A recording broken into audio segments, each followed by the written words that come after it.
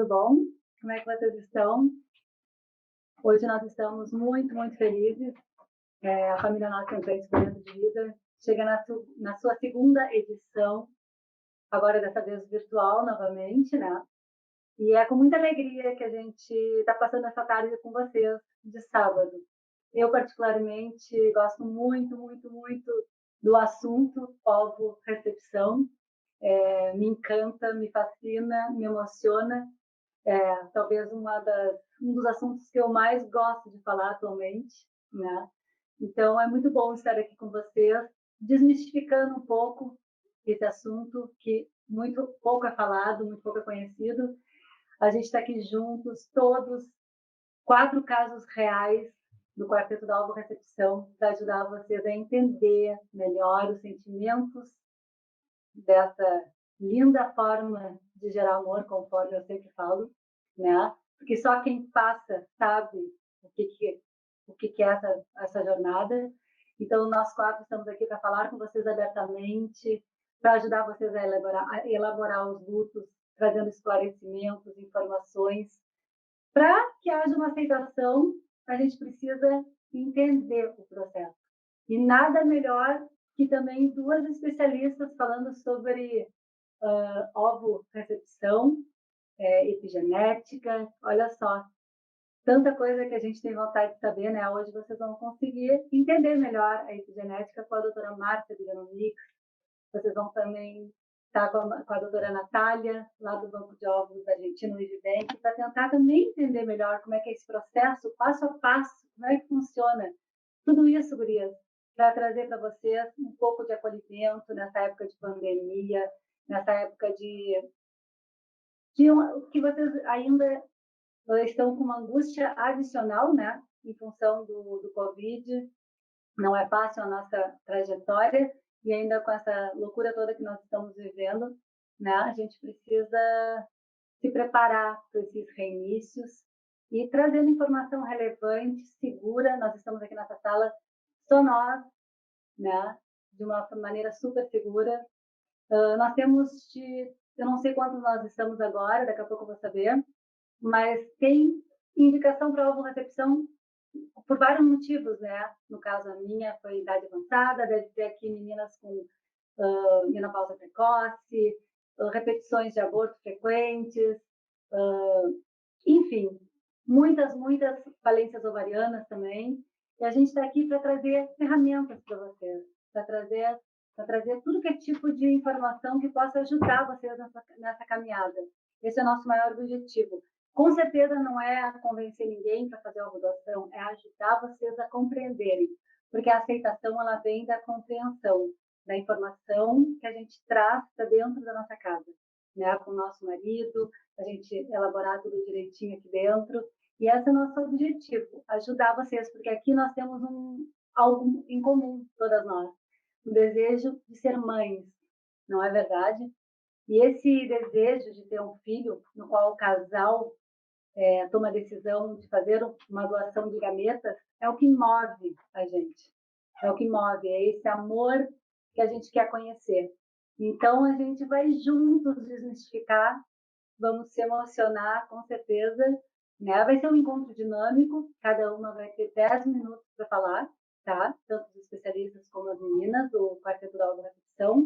E depois, se vocês quiserem conhecer mais detalhes da nossa trajetória, eu vou botar os podcasts que a gente faz semanalmente com o Genomics, né? O nosso projeto de vida, e vocês vão conseguir ali saber o número exatamente das meninas, né? E da doutora Márcia também, enfim, e vão poder acompanhar no podcast, que é gratuito e semanal.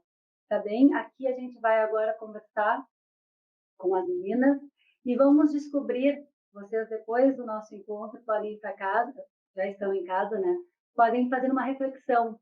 O que realmente é importante para cada uma de vocês? O que realmente importa? Para depois tomar as decisões certas, né?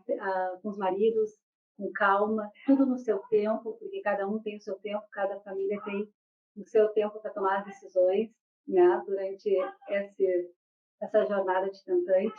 Mas é isso que a gente vai fazer aqui. Que lugar que essa decisão de fazer ou não uma ovo-doação que lugar que ela tem dentro da nossa vida, tá bem? Então fica aqui já a reflexão e a gente vai dar início ao nosso encontro online. E eu vou chamar uma grande amiga minha, né, integrante do quarteto, que é a mãe do Beto. A mãe do Beto tem 2 aninhos, a Araês, ela é carioca, e ela vai nos contar um pouquinho como é que foi a trajetória dela, a aceitação dela. E eu estou muito feliz. Muito obrigada, Araês, por estar aqui conosco nessa tarde de sábado. Amiga, ai que maravilha! Eu acho que é a primeira vez no mundo que acontece um encontro de 4 mamães que tiveram filhos por recepção. É histórico isso que a gente está vivendo, sabia? É uma coisa muito grandiosa, é uma bênção a gente estar aqui podendo ajudar e transformar a vida de tantas meninas que estão passando pelo que a gente passou e pelo que a gente não teve ajuda. Porque eu engravidei antes de você, mas eu conheci a sua história, né, através de reportagens. Eu falei, opa, existe alguém parecido comigo, existe alguém nesse caminho, então eu estou no caminho certo.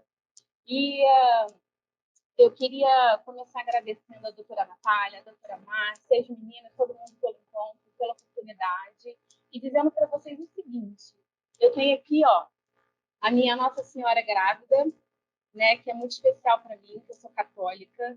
E essa Nossa Senhora, ela representa muita coisa, porque Nossa Senhora, ela engravidou e ela não tinha nem o DNA dela, nem o DNA de José. Né, não, Karen? Não tinha. Então, como ela engravidou e ela teve seu filho, é como se ela tivesse feito uma embriodoação. E foi maravilhoso. E amou seu filho incondicionalmente. Né? E eu vou contar um pouquinho da minha história para vocês. Tem muita gente que já me conhece, mas os meninos que não me conhecem vão, vão entender um pouquinho. Eu fui mãe natural aos 26 anos. Meu filho hoje está com 13. O Beto, ele está com 2 aninhos, mas depois, quando o Saulo tinha em torno de 5 anos, a gente tentou novamente uma gestação, mas os meus miomas, que eram pequenininhos na primeira gestação, eles cresceram muito. E aí me impossibilitou de ter uma gravidez natural. Eu fiquei com medo de engravidar com os miomas. Então, eu fui atrás de cirurgia. Pensei em tirar os miomas, mas fiquei com medo de perder o útero. Depois, eu pensei em fazer embolização. E quando eu optei por fazer embolização, eu sabia do risco de futuramente ficar estéril, mas eu não acreditava. E aí eu fiz essa embolização. O médico falou: olha, você fica tranquila, preservei a sua fertilidade, em torno de 1 ano você pode conseguir engravidar. Eu falei: opa, então tá bom. 1 ano e pouco depois, eu realmente consegui engravidar. Foi uma felicidade. Eu descobri que ia ser mãe no Dia das Crianças. Eu dei a notícia para o meu filho mais velho. E aí, dias depois, assim, eu tive um sangramento e descobri que era gravidez gemelar tubal. Tive que tirar. E dali, eu fiquei, assim, com muito medo de realmente estar com problema no sistema reprodutivo. Eu já tinha alguma desconfiança. Mas, de qualquer forma, o meu útero estava protegido, sabe?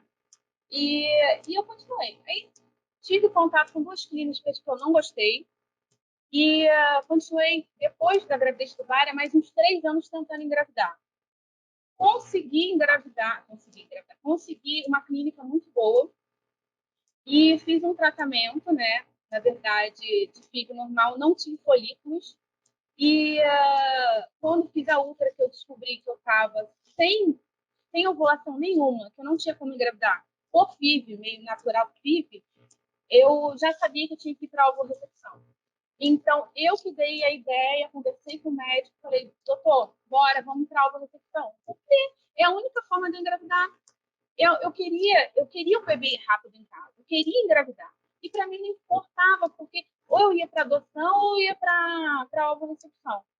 E nesse meio tempo, eu estava estudando, já estava lendo sobre o assunto. Então, assim, a minha parte de luto, o meu luto, ele foi entre a descoberta do meu hormônio antimoleriano baixo e na hora da ultra de não ter resposta. Dali eu já saí da sala, já fui direto para o consultório com o médico e falei: então procura minha doadora, procura minha salvadora. não, minha filha, vai para o carro, vai para casa, pensa direitinho. Eu acho que minutos depois eu liguei para ele autorizando. E foi muito rápido. A gente fez a coleta do sêmen, eles acharam a doadora. Em torno de um mês e pouco depois, eu estava grávida. Então, foi uma coisa assim, sensacional. Aí me perguntam, foi fácil? Não, não foi fácil. Não foi fácil porque não é fácil para ninguém. Mas eu queria engravidar. Então, o êxtase da gravidez, coisas que eu estava 7 anos tentando engravidar, passei por cirurgias, passei por perda de tubária, mas é uma perda, né? E eu achei que, para mim, foi assim, o melhor custo-benefício, foi para mim uma bênção por eu ter conseguido engravidar rápido pela ovulação. A minha gravidez ela foi de alto risco, eu tive diabetes gestacional e pressão alta e crise de ansiedade. Aí me perguntam, nossa, mas foi tudo tranquilo, você aceitou bem? Não. Eu aceitei de momento o tratamento. Eu recebi o embrião, implantei, é meu filho. Mas a gravidez foi complicada. Eu acho que eu tive crises fortes de ansiedade até o 5º mês, mais ou menos. E essa gravidez, foram todos os dias da gravidez, eu tomava 3 picadinhas de amor de insulina na barriga para poder o bebezinho nascer bem.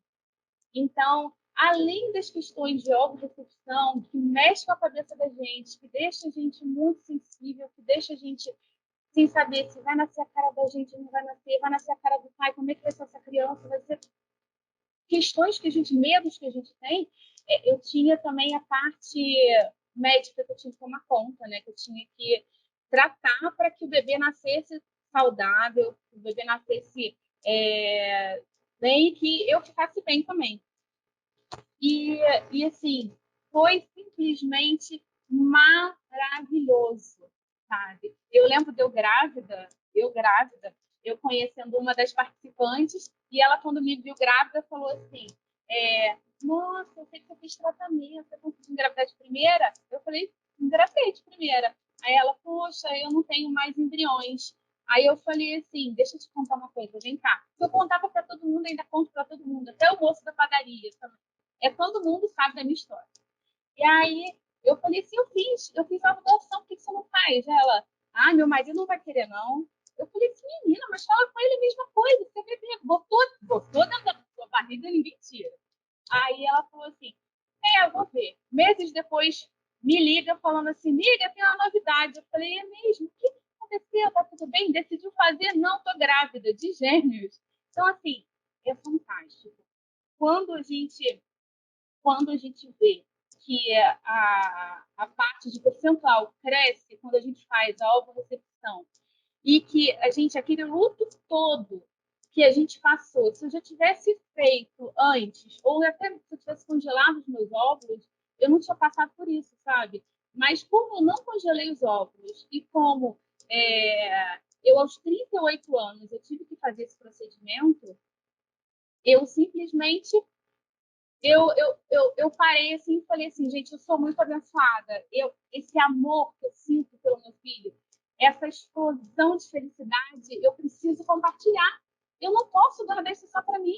É questão de compaixão pelo próximo, sabe? É você querer ajudar. E aí eu comecei a publicar as coisas na internet, comecei a expor a minha situação, a minha vida, o que tinha acontecido. Aí começou. Aí foi quando entrei em contato com você, foi quando conheci a Alessandra e veio a gente querendo montar o grupo e essa rede maravilhosa de apoio, que todo dia, toda hora a gente está conversando com as meninas, dando força, e a gente chora dali, chora daqui, uma com outra, porque é cada história. E as meninas, tem meninas que ficam com falência ovariana nova, tem meninas com falência ovariana com 20 e poucos anos, 30 e pouco, sabe? Então, não tem uma regra, né? E a gente está aqui para ajudar, a gente está aqui para orientar, a gente está aqui para mostrar realmente, dar a nossa cara a tapa. Somos as únicas na cara e na coragem para acabar com esse tabu, porque não tem nada demais. É um bebê, é um filho como qualquer outro.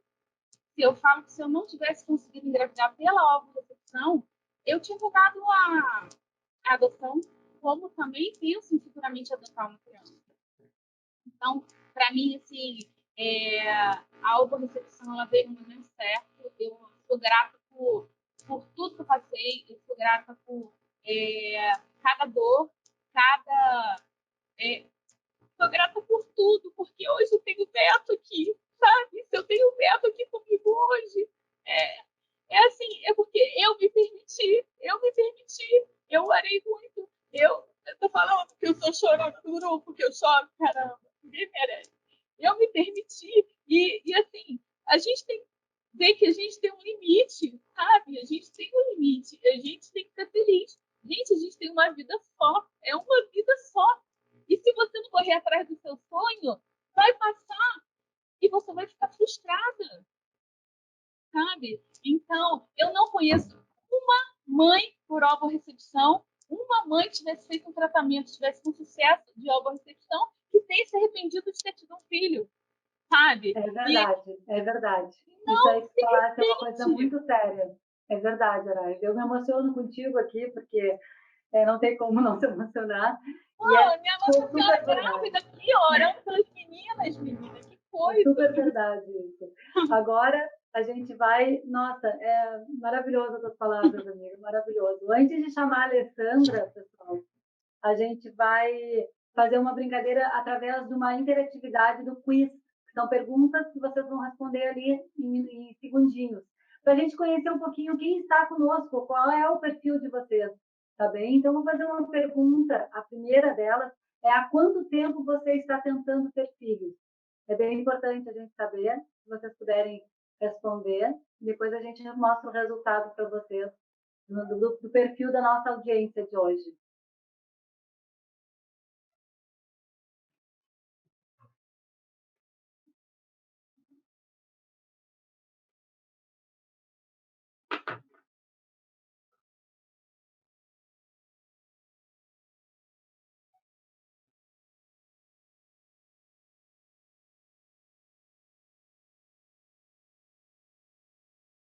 Ó, não estou conseguindo enxergar aqui.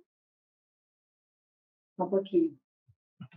Ó, 54% mais de 3 anos, tá? É um número muito, muito grande. Maravilha. Depois de 1 a 2 anos, 21%.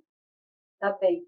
Então, agora a gente vai chamar a Alessandra, tá, gurias? Que a Alessandra é a mamãe da Aurora, que engravidou aos 47 anos, dessa bebê linda, que é, inclusive, a cara dela. É uma coisa surreal, é um case da epigenética, que depois a doutora Marta vai falar conosco sobre isso. Ale, obrigada por tu estares aqui dividindo essa tua história maravilhosa de ovo recepção, essa tua história linda de amor. Sim, boa tarde a todo mundo, boa tarde a vocês. A minha história, vou até pôr o relógio aqui, tem 10 minutos, né? 10 minutos. A minha história, eu costumo dizer, né? Quando eu conheci a Karina, porque a Liana eu já conhecia, depois eu conheci a Araês no aniversário da menina mais velha da Liana. E a Karina eu conheci depois, através de um grupo, nós fizemos um podcast juntas, quando a gente ficou amiga, e acabou formando aí o quarteto da recepção, né? E aí a gente costuma dizer que eu sou mãe de 3 meninas. Eu conto a minha história assim. Eu sou mãe de 3 meninas, né? Eu tive uma primeira gestação com 26 anos, natural, mas eu tive uma perda tardia. Eu perdi a minha neném com 37 semanas. Né? Foi muito triste isso para mim. Foi uma coisa que eu nunca mais vou esquecer, uma dor muito grande. Mas eu não desisti. Falei, eu vou tentar ser mãe de novo e eu vou conseguir.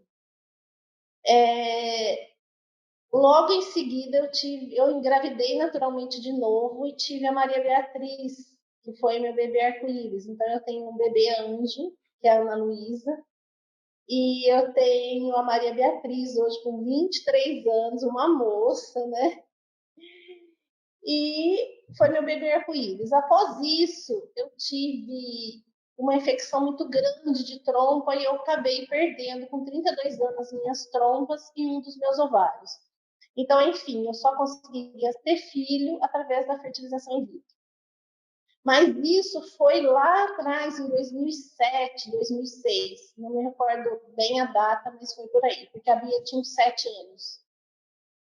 Nessa história, eu me separei, né? Casei de novo. Meu marido já tinha 3 filhos também, 3 meninos. E nós queríamos ter um filho. E eu disse a ele assim, olha, eu não engravido naturalmente, somente através de fertilização in vitro. Mas eu já estava com 38 anos nessa época. E nós partimos em busca da fertilização. E isso, gente, há 10 anos atrás não tinha doação de óvulos no Brasil. Eu não sei se tinha fora do Brasil, mas no Brasil não tinha e eu nem sabia disso naquela época. Nós partimos para a fertilização in vitro. Só que eu tinha um problema sério. Na minha cirurgia que eu fiz da retirada de trompa, eu tive muita aderência, muita complicação. Eu fiquei mais de 10, quase 20 dias internada, porque era muito grave a infecção. Então, grudou tudo, grudou ovário, útero, trompa, danificada. Eu tirei as 2 trompas, então o único ovário que eu tinha estava grudado no meu útero. E quando a gente recebeu a notícia de que eu poderia estimular, apesar da idade, ela já disse que a idade já estava além, com 38 anos, a minha reserva já estava baixa, e ela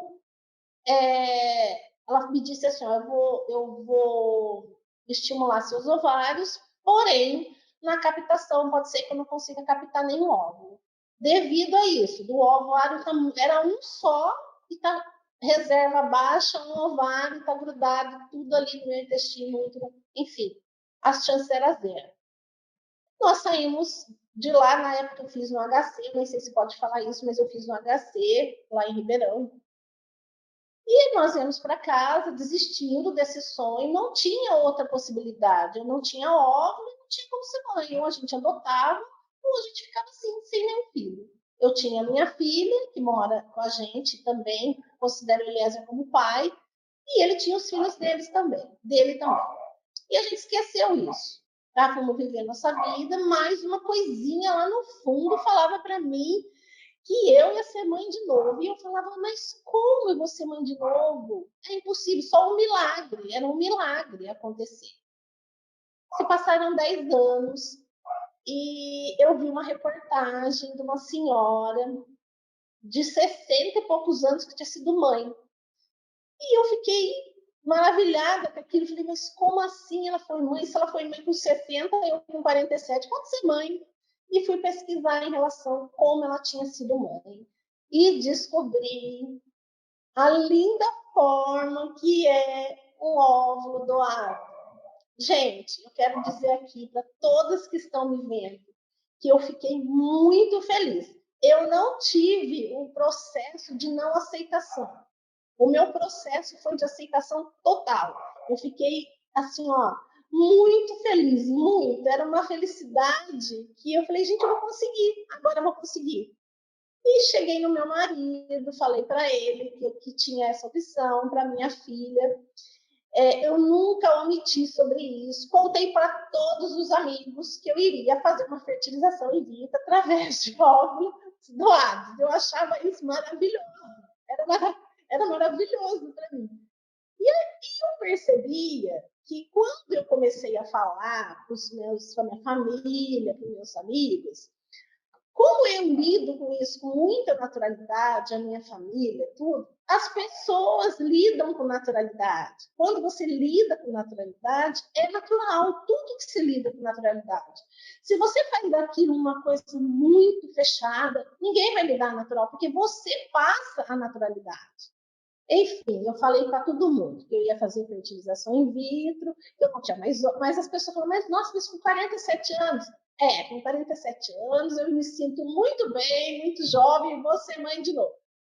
A palavra que eu ouvia não era de óvulos doados. As pessoas falavam assim para mim, ai, você é louca, ser mãe com 47 anos de novo, começar tudo de novo. Comecei tudo de novo, não me arrependo em nenhum momento. Enfim,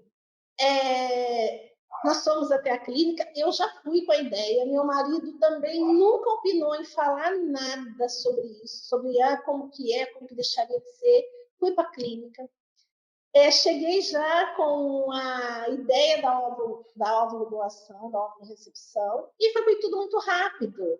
Eu não fiz exigência de doadora, eu não fiz exigência de cor de olho, porque eu tenho olho claro, sou clara. Eu só pedi uma doadora que fosse parecida com a gente, mas também isso, olha, gente, eu sempre digo isso nas minhas lives, e isso não importava para mim. A minha filha poderia vir de cabelo escuro, de cabelo claro, ruiva, morena, loira, de qualquer maneira. Eu queria ser mãe de novo, eu queria ter ela, eu queria ter um filho. E ela deu um jeitinho de se comunicar comigo, né? Através disso. Ela deu um jeitinho de poder vir, que era através da ovulação. E fui lá, em busca.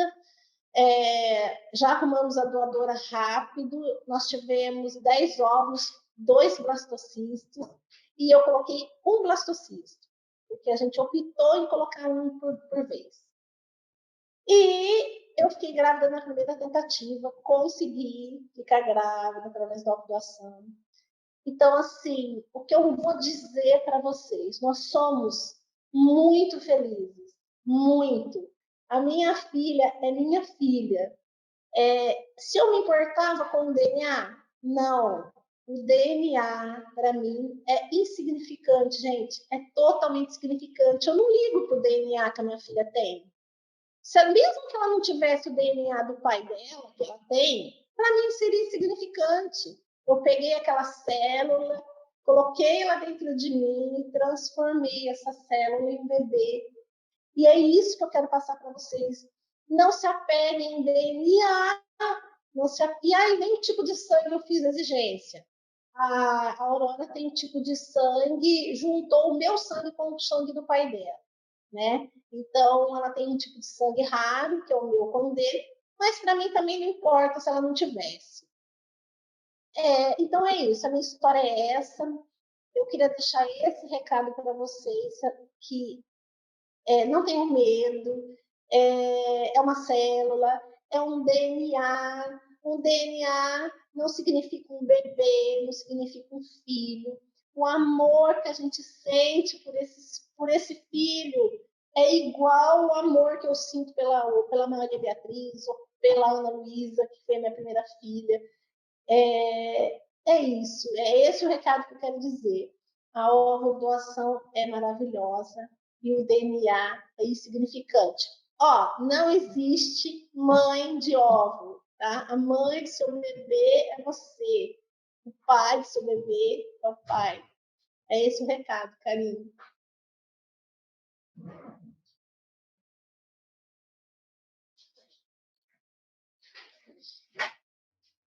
Que lindo, que lindo. Depois eu vou pedir para a Sirlene colocar aqui a carinha da Aurora contigo, porque é incrível a semelhança.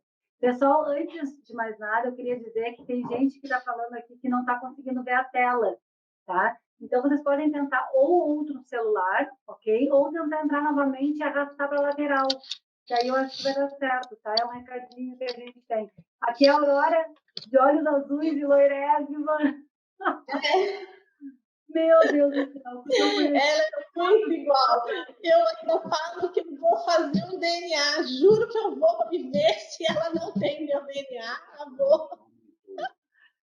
É incrível, porque geralmente esse recadinho que eu dei para vocês agora, geralmente o que está acontecendo é que a pessoa que não está conseguindo não habilitou o vídeo ao entrar. Então é importante vocês terem esse cuidado para começar a visualizar, tá? Fica a dica aqui para vocês que estão só escutando e não estão visualizando, certo? Bom, sem palavras, Ale, muito obrigada. A gente volta daqui a pouco, né? Com as perguntas e respostas, mas maravilhoso, maravilhoso. Obrigada pelas suas lindas palavras. Agora a gente vai assim fazer uma outra perguntinha, tá, pessoal? Qual é a sua região? É super importante a gente saber da onde vocês estão falando.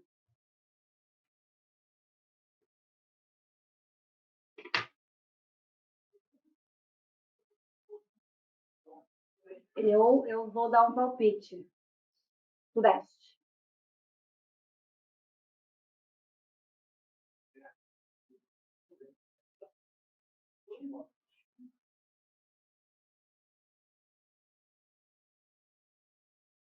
Ó, acertei. 62% estão no Sudeste e 15% no Sul. Ó, temos bastante gente até, mas é gritante o número como o Sudeste.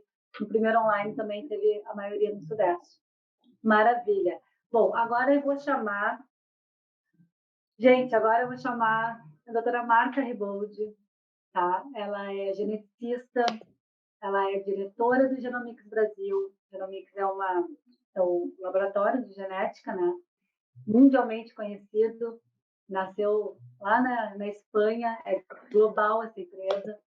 E a Márcia, não tenho palavras para dizer.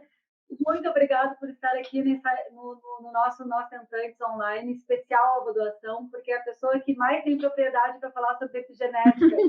Essa palavra é tão difícil, mas assim, quando a gente consegue entender ela, é tão bom, né, saber que ela existe. Então, Márcia, com certeza. Vou te dar os seus 10 minutinhos, 11 de ouro aí, para ajudar muita gente a entender esse processo da epigenética. Obrigada. Vamos lá.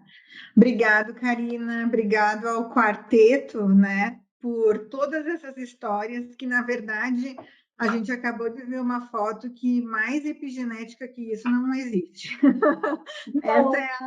Essa é a verdade. Então, né, essa palavra super estranha que a gente começou a escutar há um certo pouco tempo atrás, o que é essa epigenética? Bom, gente, a epigenética nada mais é do que a expressão dos nossos genes. E o que é essa expressão, né? Como que acontece essa expressão? Como que a gente vê essa expressão? Ou como que a gente pode saber, né, que está ocorrendo essa expressão? Então, através de... Essa expressão ela pode ser modificada através de situações, ocasiões, ou até mesmo de pessoa para pessoa. Então, quando a gente fala, né, de que a epigenética está presente, principalmente nos tratamentos de ovodoação, que é o que a gente está falando aqui, a gente tem que retroceder um pouquinho e pensar na epigenética e na ciência. Existem muitos estudos relacionados à epigenética, e claro que o maior objetivo dos estudos é a gente pensar em doença, em prevenção de doenças, em tudo isso. Então, para vocês entenderem de uma forma muito fácil, a epigenética, ela acaba estudando certas doenças e ela acaba detectando o quê? Que, por exemplo, quando uma pessoa está grávida e essa pessoa acaba desenvolvendo uma diabetes gestacional, ou essa pessoa tem uma diabetes já, né? Pelo estilo de vida que ela tem, ou até mesmo, né, por características genéticas. Se a pessoa não se cuida, se a pessoa não se trata, o que pode acontecer? Essa diabetes passa para a gestação e, consequentemente, no futuro, o meu bebê, o meu filho, etc., pode ter essa diabetes. Então, tudo que eu tiver na minha gestação, eu posso sim passar para o meu filho de uma maneira ou outra. Uma depressão, um diabetes, uma doença cardíaca. Então, todos os estudos que tem hoje e que estão em andamento estão relacionados muito a isso. Mas a gente também sabe que tem alguns estudos, então, relacionados ao quê? A epigenética e a gestação. E quando a gente vai para essa área, a gente sabe o quê? Que no momento que dois atores principais se cruzam, e quem são esses dois atores? O embriãozinho e o útero, o endométrio, que é aquele tecido que a gente tem dentro do útero, que o embrião vai grudar. É nesse momento que ocorre, então, a gestação e que a gravidez vai para frente. Nesse momento, né, a gente tem o quê? A gente já tem sinais no nosso organismo de modificações. E, conforme a gestação vai andando, os genes, né, vão passando, então, de mês a mês, dia a dia, semana a semana, e conforme uma situação, uma ocasião e o que ocorre no dia a dia, essas expressões dos genes vão modificando. E aí acaba que o quê? O amor da mãe, o que a mãe sente, tudo aquilo que a mãe passa na gestação é passado inconscientemente para o bebê. Da mesma forma, as características genéticas e o estilo de vida da mãe. Então, a gente sabe, e a Alessandra acabou de contar, né? O DNA não importa. Eu nem sei se a minha filha tem DNA, se o meu filho tem DNA, e isso a gente tem que ter muito claro no começo da gestação. Mas, se a gente tem uma aceitação, que é o mais importante, e essa situação, né, essa aceitação, ela ocorre desde o primeiro momento que a gestação ocorre, essa própria aceitação vai fazer com que a expressão dos genes receba sinais positivos e, consequentemente, né, tudo que a gente viver, a gente vai passar. E aí a gente sabe também que acaba passando, então, um pouco de como a gente é, da nossa personalidade, né? E ainda não tem nada comprovado quanto a passar, né, para um óvulo doado ou para um embrião doado as características físicas. Mas a gente já viu aí que mesmo, né, não tendo comprovado, existem sinais que acabam ajudando a gente perceber que isso também existe. Então, é super importante a gente ter claro que numa primeira, na primeira linha de um tratamento, a gente precisa ter uma aceitação. E quando a gente fala de epigenética, tudo que a gente passar, né, através dessa gestação, os 9 meses de gestação, a gente sabe que a gente está passando, então, para a nossa gravidez e, consecutivamente, a gente está passando para o nosso filho. Né? E aí a gente sempre pergunta: ah, mas será que ele vai nascer com meus olhos? Ah, mas será que ele vai nascer com a minha cor de pele, com a minha cor de cabelo, etc. A questão é que, se a gente aceitar, quanto mais a gente aceitar, a gente vai perceber, então, que o nosso filho vai ser mais parecido com a gente. E a epigenética, essa expressão dos genes, ela vai ocorrer dia a dia por tudo isso que eu falei para vocês, né? E de uma maneira fácil de entender é essa, aceitando e sentindo, então, todos esses momentos, todos esses sinais na gestação, né? E é claro que existem fatores que podem contribuir para que a epigenética ela seja mais acentuada, né? E um dos fatores é justamente esse, é, é a conversa em que o embrião tem no útero e o momento da implantação. É quando tudo se ativa e começa, então, a expressão desses genes de semana a semana e mês a mês. Olha só. Isso aí, é a expressão dos gêmeos, né? E o mais interessante, a gente tem uns minutinhos aqui, antes de chamar a Liana, o mais interessante, pessoal, é que eles se alimentam dentro da gente. Eles estão dentro da nossa placenta, dentro do nosso útero, se alimentando com o nosso sangue. É incrível, o Henrico gosta das mesmas coisas que eu gosto, que eu comi durante a minha gravidez. Ele adora queijo, é engraçado, mas ele adora queijo, suco de limão, que é super cítrico, enfim. Eles pegam essas coisinhas todas, né? Então, sim, e fora outras coisas agora, que nem o caso da Lê aí, e o Beto também é super parecido com o Araês, o Henrico tem os meus olhinhos puxados, e os gêmeos também têm muita semelhança com a Liana, vocês vão ver a foto em seguida. Então, é maravilhoso a gente ter essa oportunidade de saber um pouco, porque nos conforta saber um pouco mais da epigenética, né? Claro, não seja, claro. eu não conseguia, eu não sabia na época, né, Márcia, mas me confortou depois de saber, né? Então, eu acho que é uma possibilidade, né? Sempre uma esperança para quem precisa, para pessoas que são mais tem pessoas que isso é mais importante, outras menos, né? E a gente não está aqui para julgar, a gente não julga ninguém. Não, claro que não. A gente só mostra para vocês as oportunidades e traz esse tipo de esclarecimento que a doutora Márcia falou, para acalmar o coração de vocês, para vocês verem que, sim, vamos atrás dessa informação, vamos deixar tudo bem elaborado dentro da gente, para a gente poder aceitar. Né? Isso mesmo, isso mesmo. Eu acho que esse é o principal motivo, esse é o principal ponto, né? A aceitação do tratamento, e no momento que tu tem a aceitação do tratamento e ocorre, então, a transferência, e aquela realização começa, é aí que a ativação da epigenética começa. E é nesse momento, então, que tudo que a gente fizer vai estar passando para o nosso bebê, né, durante a nossa gestação, e consecutivamente depois, quando ele nascer, a gente vai ver os resultados. Com certeza, até a nossa ansiedade, as nossas preocupações, enfim, isso tudo vai refletir, né? Então, fica aqui a dica para a gente tentar, da maneira mais tranquila possível, levar essa gravidez adiante, né?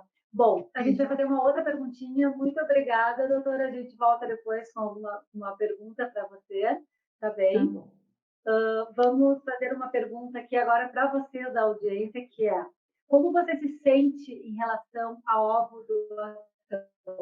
Essa pergunta é bem interessante. Vamos ver como é que vai ser o resultado aí.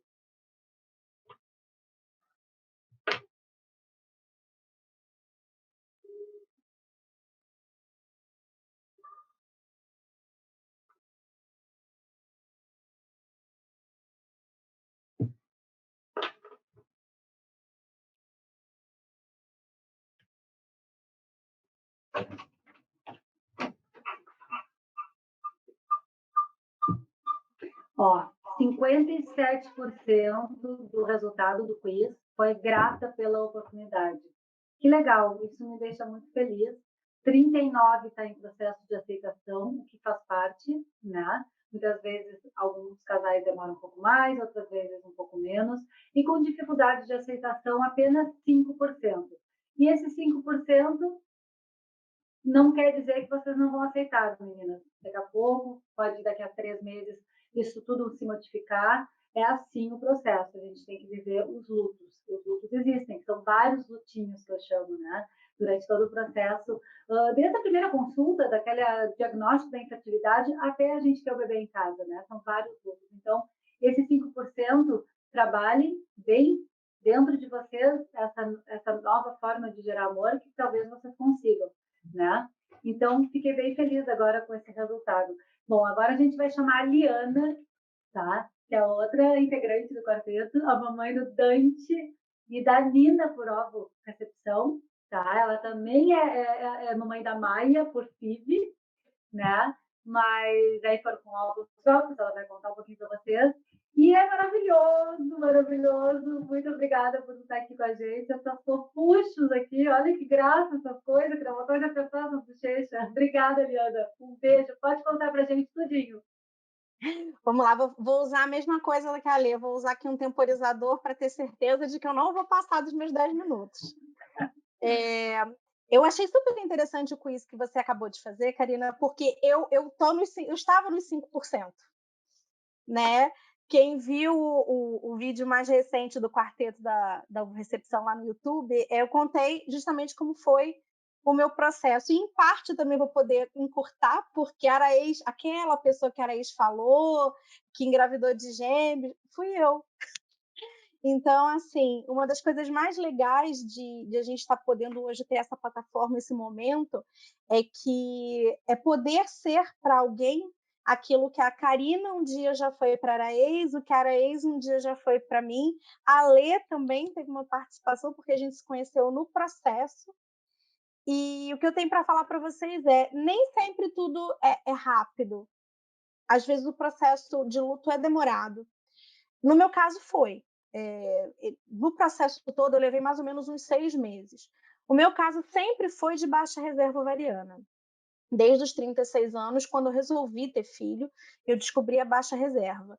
Ainda assim, eu consegui engravidar da Maia, que é a minha filha mais velha, na segunda FIV, e engravidei de um segundo bebê desse mesmo grupo de embriões na minha primeira TEC depois da Maia. E eu perdi esse bebê quando eu estava mais ou menos com umas 7 e 9 semanas, eu não lembro exatamente, depois de uma cirurgia de emergência que eu tive que retirar a vesícula enquanto eu estava grávida. E aí eu já levei um tempo justamente por esse luto da perda do bebê, até fazer uma última tentativa com esse grupo de embriões, e não dar certo e recomeçar. E aí quando eu recomecei, eu já estava com 40 anos, E fui repetir o exame, o antimoleriano, e aí eu que com 36 tinha 0,87, então já era baixa, quando eu tive a Maia estava mais ou menos com 0,6, e aí caiu para 0,02, ou seja, praticamente nada.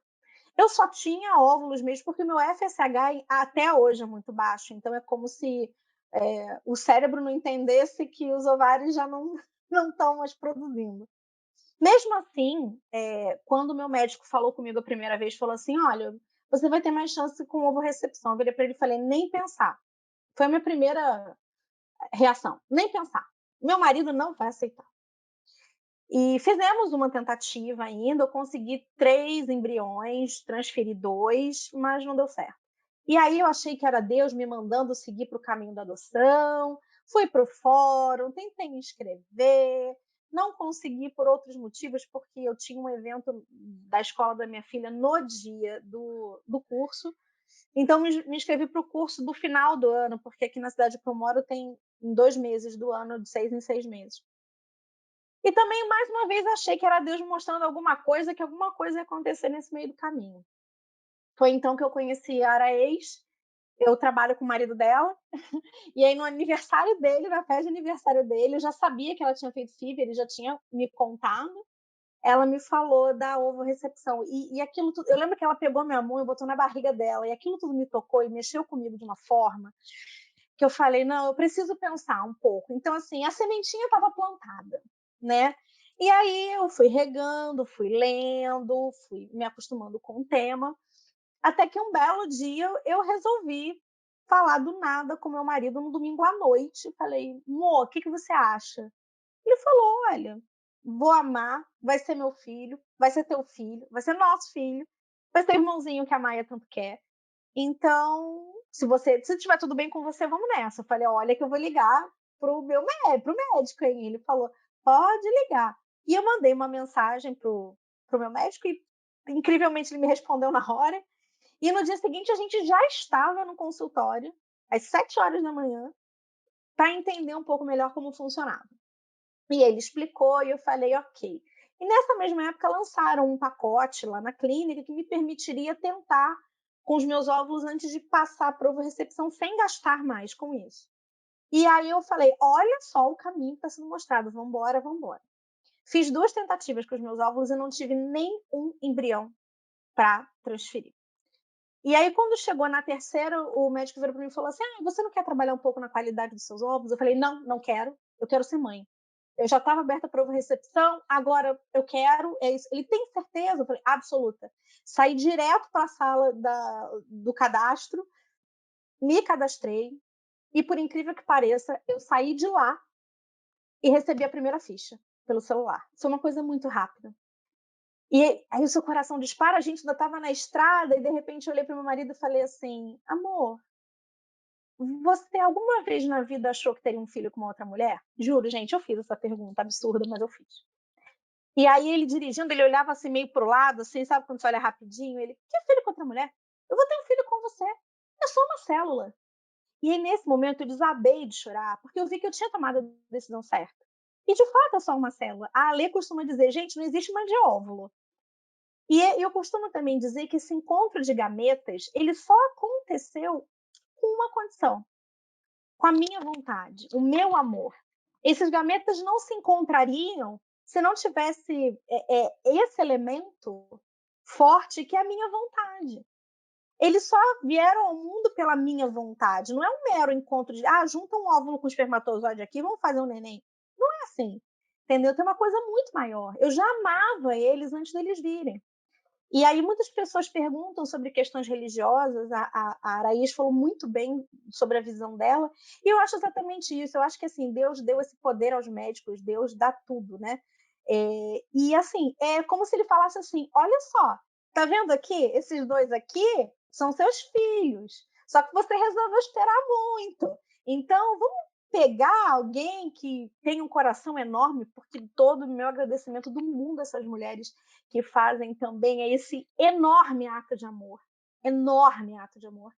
e simplesmente foi um meio de transporte, é como se colocassem eles numa espaçonave para vir lá do céu, direto para minha barriga.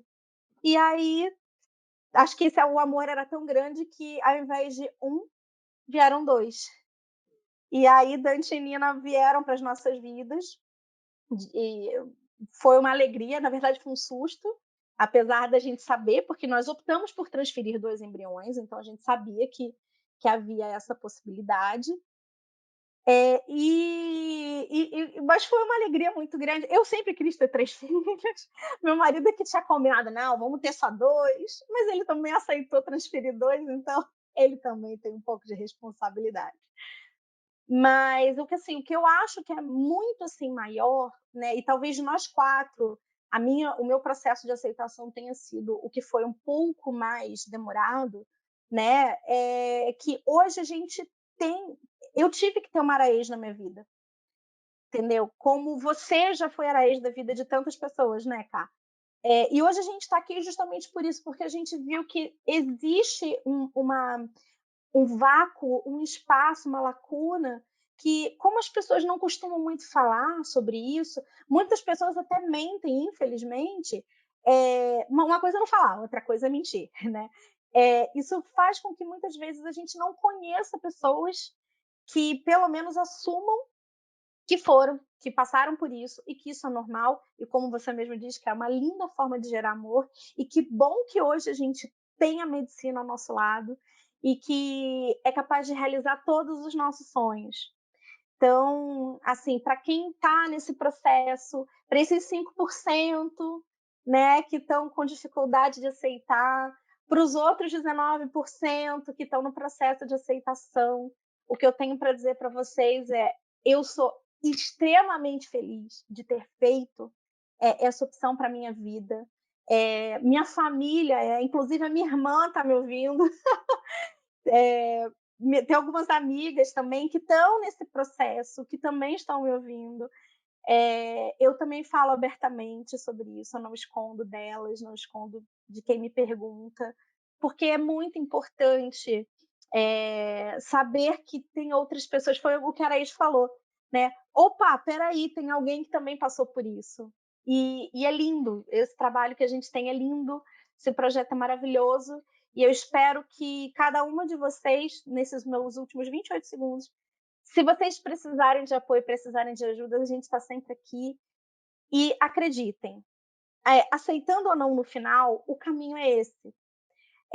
Você entender essa saída, como a Ká costuma falar, não é para todo casal. Tem pessoas que não vão chegar à conclusão de que não serve para si. Isso também é normal, mas para aquelas que vão aceitar e que optarem por isso, saibam que vão ser muito felizes.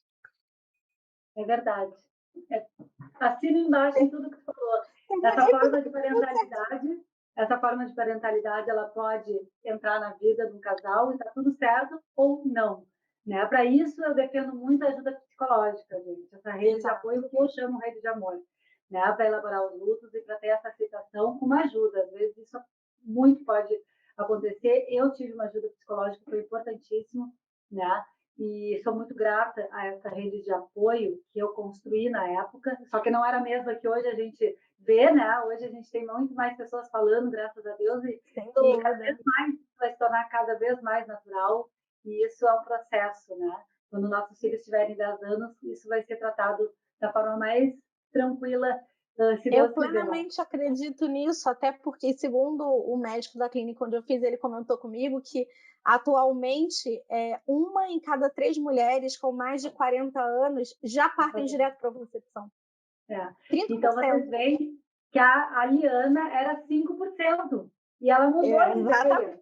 Ela mudou de ideia e hoje ela fala não só abertamente, como ela levantou a bandeira no Brasil. Então, tudo pode mudar, pessoal. Tudo pode mudar, é uma questão de tempo. E cada casal, volta a falar, tem o seu tempo. Né? Então, a gente vai para outra pergunta agora. Qual é o seu protocolo de tratamento? É uma pergunta super interessante também, que a gente precisa ter essa resposta para poder cada vez mais ajudar vocês através do nosso Entrante Projeto de Vida, do Quarteto da Alva Recepção, enfim. Qual é o protocolo de cada uma que está nos assistindo aqui?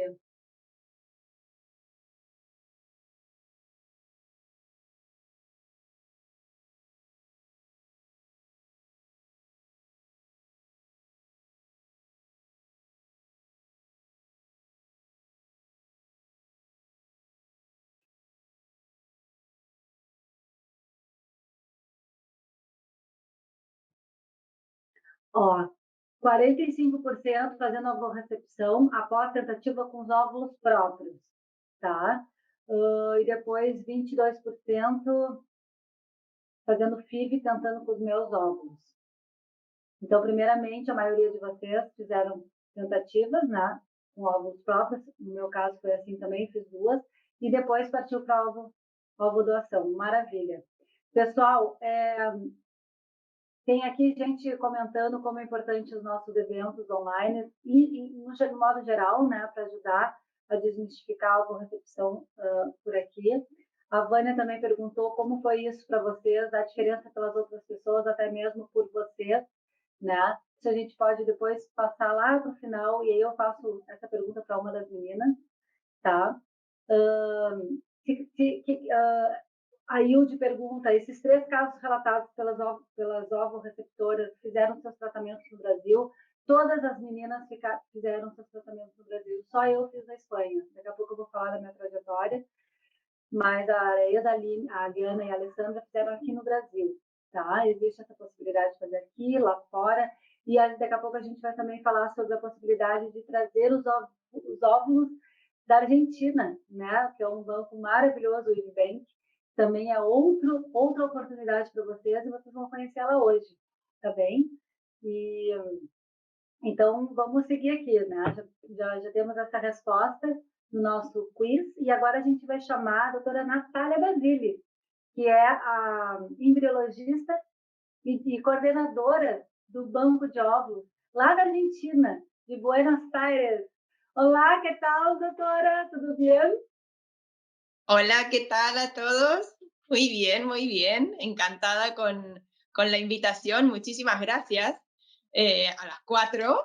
Y la verdad que me conmueven estas historias porque yo hoy vengo aquí como profesional, pero yo también he sido paciente hace muchos años. Yo tengo 3 hijos, sí, y los 2 primeros me costó mucho tenerlos y entonces vinieron los 2 al mismo tiempo. Sí. Eso fue con óvulos propios y después el tercero vino natural, de sorpresa. Así que entiendo un poco el lado como paciente y también el lado como profesional. Así que, bueno, hoy les quiero contar, yo no hablo portugués, entiendo, hablamos un poco de portuñol. Y les he preparado una pequeña presentación para mostrarles el paso a paso de cómo nosotros, por un lado, reclutamos a nuestras donantes y cómo, por otro lado, buscamos y seleccionamos a la mejor donante cuando ya hay una receptora esperando, ¿sí? Así que voy a ver si les puedo compartir la pantalla. Genial. A ver, ¿ahí se ve bien? ¿Sí? A ver, esperen, que voy a mirar si me dicen que se ve bien. ¿Se escucha? Bueno, ok. Entonces, como les contaba, yo trabajo en el laboratorio donde ocurren un montón de cosas desde que la paciente entra, la paciente o la donante, hasta que la paciente sale. Hay un montón de cosas que ocurren en el laboratorio que es como un misterio para ustedes. Pero bueno, básicamente, ¿qué es lo que vamos a querer hacer nosotros? Vamos a querer juntar siempre un espermatozoide con un óvulo y vamos a querer generar un embrión. Esto es básicamente lo que el inicio de nuestro trabajo en el laboratorio. Ahora, ese óvulo puede ser un óvulo propio o puede ser un óvulo de donante. Y de esto es lo que vamos a hablar hoy. Vamos a empezar por cómo nosotros buscamos a nuestras donantes. Y para eso las invito a meterse, si quieren investigar un poco, en esta página web que es ibidona.es. Aquí ustedes van a poder ver todo lo que nosotros hacemos para buscar a una donante, para hablar con ella sobre este acto tan solidario que van a hacer. ¿Quieren donar óvulos? ¿Por qué hay que donar óvulos? ¿Es un acto de generosidad o no? La verdad es que tiene una respuesta muy grande por parte de las donantes esta página, donde nosotros les enseñamos que van a estar muy agradecidas por este acto de generosidad, que van a tener una revisión ginecológica, psicológica, que les va a dar tranquilidad a ellas, no solo para el proceso de donación, sino también para ellas mismas en el futuro. Y estas donantes van a estar en manos de uno de los mejores equipos médicos, que es el IBI, que es un grupo mundial. Entonces, ¿cómo buscamos a las donantes? Bueno, primero las entrevistamos, queremos hablar con ellas, queremos que nuestra psicóloga le haga unas preguntas para saber si ellas están entendiendo lo que están haciendo y por qué lo están haciendo. Luego de eso le hacemos una revisión inicial, una revisión clínica inicial, porque queremos saber si están con buena salud. Le hacemos un análisis de sangre inicial y una ecografía inicial para ver si tienen una buena reserva ovárica. Si ya pasan ese primer filtro, sí que las estudiamos un poco más. Ya vamos a hacer otros estudios de sangre, donde vamos a ver las serologías, a ver si tienen alguna infección para algún virus, como puede ser hepatitis, como puede ser Zika, como puede ser COVID, etc.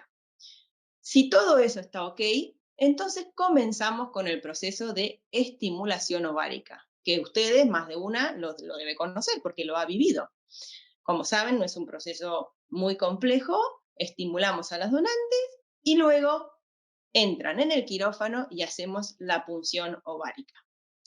La donación de estos óvulos puede ocurrir en el momento en fresco, pero puede que no. Y nosotros hoy en día contamos con una herramienta en el laboratorio que es la vitrificación de óvulos. Nosotros podemos usar los óvulos en fresco en ese mismo momento, pero si no hay receptora, podemos congelarlos. Y los resultados son exactamente iguales si uno utiliza un óvulo de una donante en fresco versus un óvulo de una donante que ha sido previamente congelado. Y es así como nace entonces IBIBank, que es un banco de óvulos. Es decir, tenemos un montón de óvulos de donantes de distintas características que ya están vitrificados y que están a la espera de encontrar a su receptora perfecta. ¿Dónde estamos? En Buenos Aires, muy cerquita de ustedes, lo cual ha facilitado muchísimo la logística. El IBI es un grupo mundial que es muy, muy fuerte en España, pero también en el resto del mundo, y estamos en Buenos Aires. Y hace 2 años y medio más o menos, que IBIBank funciona con distintos clientes y Brasil es uno de ellos. ¿Da resultados un tratamiento de ovodonación un tratamiento con óvulos de donante? Por supuesto que sí. Estamos escuchando 4 historias, pero hay miles más. Tal vez no quedamos a la primera, pero si vemos la tasa de embarazo acumulada, después de un primer intento tal vez estemos en el 60%, pero después de un segundo intento ya estaremos en el 85% y después de un tercer intento ya estaremos casi en un 96%. Entonces, tal vez no quedemos a la primera, pero si insistimos en la segunda o en la tercera, seguro que vamos a lograr un embarazo con óvulos donados. Entonces, ¿qué tienen que hacer las pacientes para recibir óvulos donados de IBIBank? Primero, lo primero que tienen que hacer es contactar a su médico. Es lo primero que tienen que hacer. Nosotros trabajamos con un montón de clínicas ya en Brasil. Eso no significa que sí o sí tenga que ser con estas clínicas. Simplemente les he puesto en este mapa muchas de las clínicas con las cuales ya estamos trabajando. Pero si ustedes tienen un médico que trabaja en otro lado, en otra región o en otra clínica, estaríamos encantados de crear una parcería nueva con dicha clínica.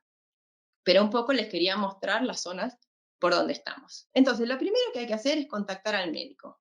Lo segundo que tienen que hacer es completar un formulario donde ustedes nos cuenten a nosotros sus características. ¿Qué tienen que rellenar? Tienen que poner su nombre, tienen que poner la edad, el grupo sanguíneo de ustedes, muy importante, la altura, el peso, cómo es su color de piel, cómo es su color de ojos. Estas son todas características de ustedes. Tienen que completar este formulario y me lo tienen que enviar por email a mí.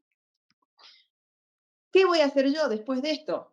Voy a empezar la búsqueda, voy a empezar a buscar a una donante compatible con esas características que ustedes me han enviado. Y para esto, nosotros utilizamos un programa que se llama Perfect Match. ¿En qué consiste esto? Si quieren, las invito a meterse en YouTube, en ese link que les he puesto ahí abajo, en youtube.com, es un Perfect Match 360, y básicamente es un protocolo que nosotros utilizamos para buscar a la donante perfecta para una receptora. Y esta búsqueda tiene etapas. La primera es, vamos a ver las características fenotípicas de la donante. Es decir, su color de ojos, su color de pelo, su altura, todo lo que se puede ver y que sea lo más parecido a lo que ustedes han completado en su formulario. Este es el primer paso. El segundo paso es un análisis genético, donde nosotros vamos a estudiar una serie de mutaciones en la donante para ver si ella es portadora o no de esas mutaciones. Y lo suyo es que la pareja, el marido o el donante de semen se haga el mismo estudio. Y lo importante es que la donante de óvulos y el donante de semen o el marido no compartan esas mutaciones, porque si lo hacen, el niño puede expresar una enfermedad.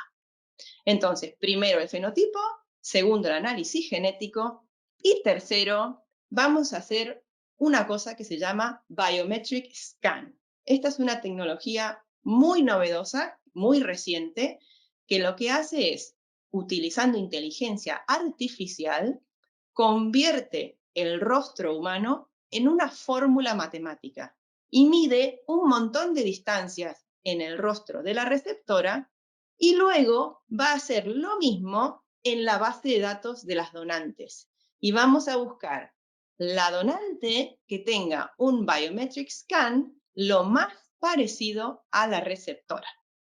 Aquí tienen un ejemplo donde tenemos en un lado la receptora y una donante que tiene una coincidencia del 1% y una coincidencia de un 100% en relación al biometrical scan. ¿Qué información les voy a dar cuando yo finalmente haya seleccionado a la receptora? Aquí lo pueden ver. Además de una serie de códigos, les voy a contar de dónde es, si tiene hijos o no, la edad, el grupo sanguíneo, el color de pelo, el color de ojos. Les vamos a informar de absolutamente todo esto. También les vamos a informar sobre sus serologías, sobre sus estudios ginecológicos, sobre si tiene alguna infección o no, porque no podríamos utilizar una donante que fuera positiva para hepatitis, positiva para HIV, positiva para SARS-CoV-2. No se puede. Con lo cual, les vamos a informar de los estudios de la donante que van a ser todos negativos. Y lo que también vamos a hacer es enviar una foto a la clínica, a vuestro médico. Nosotros no podemos enviar una foto a las pacientes por una cuestión de protección de datos, pero sí podemos enviarle la foto de la donante con las características a vuestro médico, quien es el que las conoce a ustedes y puede decir si es una donante parecida o no, compatible o no con ustedes. Bueno, primero habíamos contactado al médico, segundo habíamos completado el formulario, tercero les seleccionamos una donante y cuarto, ustedes tienen que aceptarla o no. Si la aceptan, esa donante ya queda reservada para ustedes y va a quedar en un tanque de nitrógeno líquido por el tiempo que sea necesario. No pasa nada si hay que esperar un mes, 2 meses, un año desde el punto de vista de su mantenimiento. Si no aceptan a la donante, tampoco pasa nada. Vuelvo a enviarles una nueva propuesta. Y ese es nuestro trabajo, buscar y buscar hasta que la receptora esté contenta, segura y satisfecha de que le estamos dando la donante que ella quiere. Y finalmente empieza toda la parte de la burocracia, toda la parte del papeleo que hay que hacer para la importación y la exportación de los ovocitos. De esto no se tienen que preocupar. Nosotros tenemos un equipo en Brasil que nos ayuda muchísimo con esto, con una persona que habla perfecto portugués, perfecto español y nos sirve de nexo con ustedes y con la clínica para todos los trámites burocráticos para que los ovocitos lleguen a Brasil.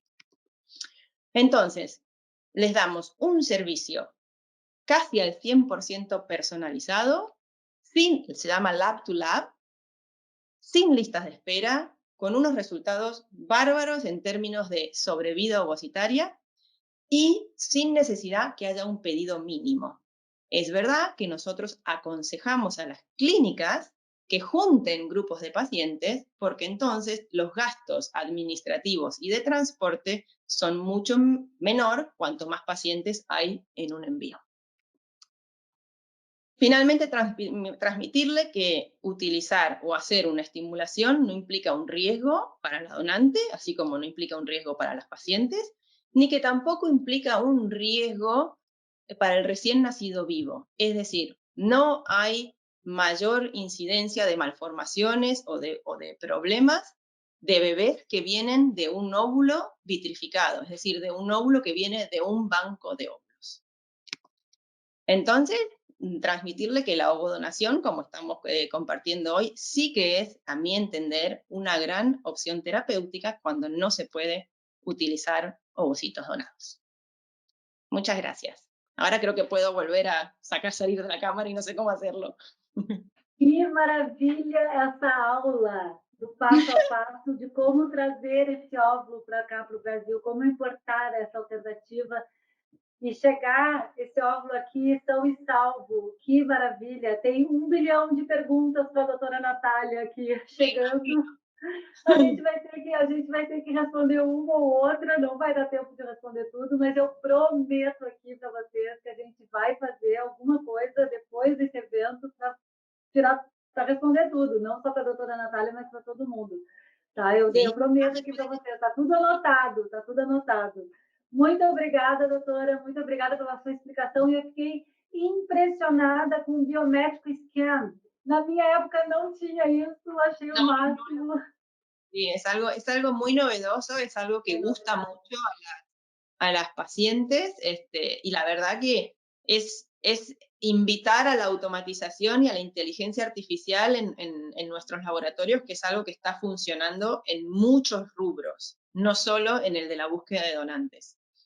É uma coisa, olha o que é a tecnologia a nosso favor, meninas. Por isso que eu digo, vamos aproveitar, a ciência está totalmente a nosso favor. Eu vou fazer outra pergunta para vocês, porque é de muita importância esse resultado, tá? Qual a sua maior preocupação em relação à ovodoação? A maior de todas, tá? Vamos ver aí o que vai sair dessa resposta aqui. Qual é minha vai ser uma pergunta. E depois disso eu vou contar um pouco da minha trajetória para vocês, bem rapidinho, tá? Para a gente depois ver se a gente consegue fazer algumas perguntas ainda, certo? Tu vê que maravilha. O Lab to Lab também, né, que a doutora falou. Imagina nós termos um embriologista à nossa disposição desde o começo do tratamento, isso é maravilhoso também. São muitas perguntas, doutora. Depois tu te prepara que eu vou te mandar um WhatsApp com todas para a gente responder. Sim, não hay problema. Muito legal. Vamos ver aqui a resposta rapidinho. También me han preguntado que es importante comentar si también llevamos óvulos y semen. Estamos en ello. No está el programa está más entrenado en óvulos, pero sí que estamos arrancando también con semen. Maravilha, maravilha. Era uma das perguntas também, já respondida. Vamos ver o resultado do quiz, então, para ver a maior preocupação de vocês que estão conosco aqui de tarde, nesse sábado, em relação à ovo-recepção.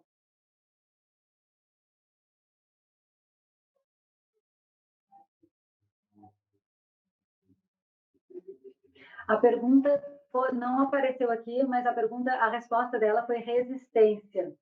Tá? Uma resistência que existe em relação à maior preocupação. Tá? Agora, vamos para essa aqui. Qual é existe resistência para essa forma de gerar amor de onde? Essa é uma pergunta interessante também, que a gente precisa saber. Essa resistência vem da onde? Do marido? Da gente? Da sociedade? Ou de ambos? É uma coisa muito interessante, que ajuda muito a gente, gurias, isso por experiência própria.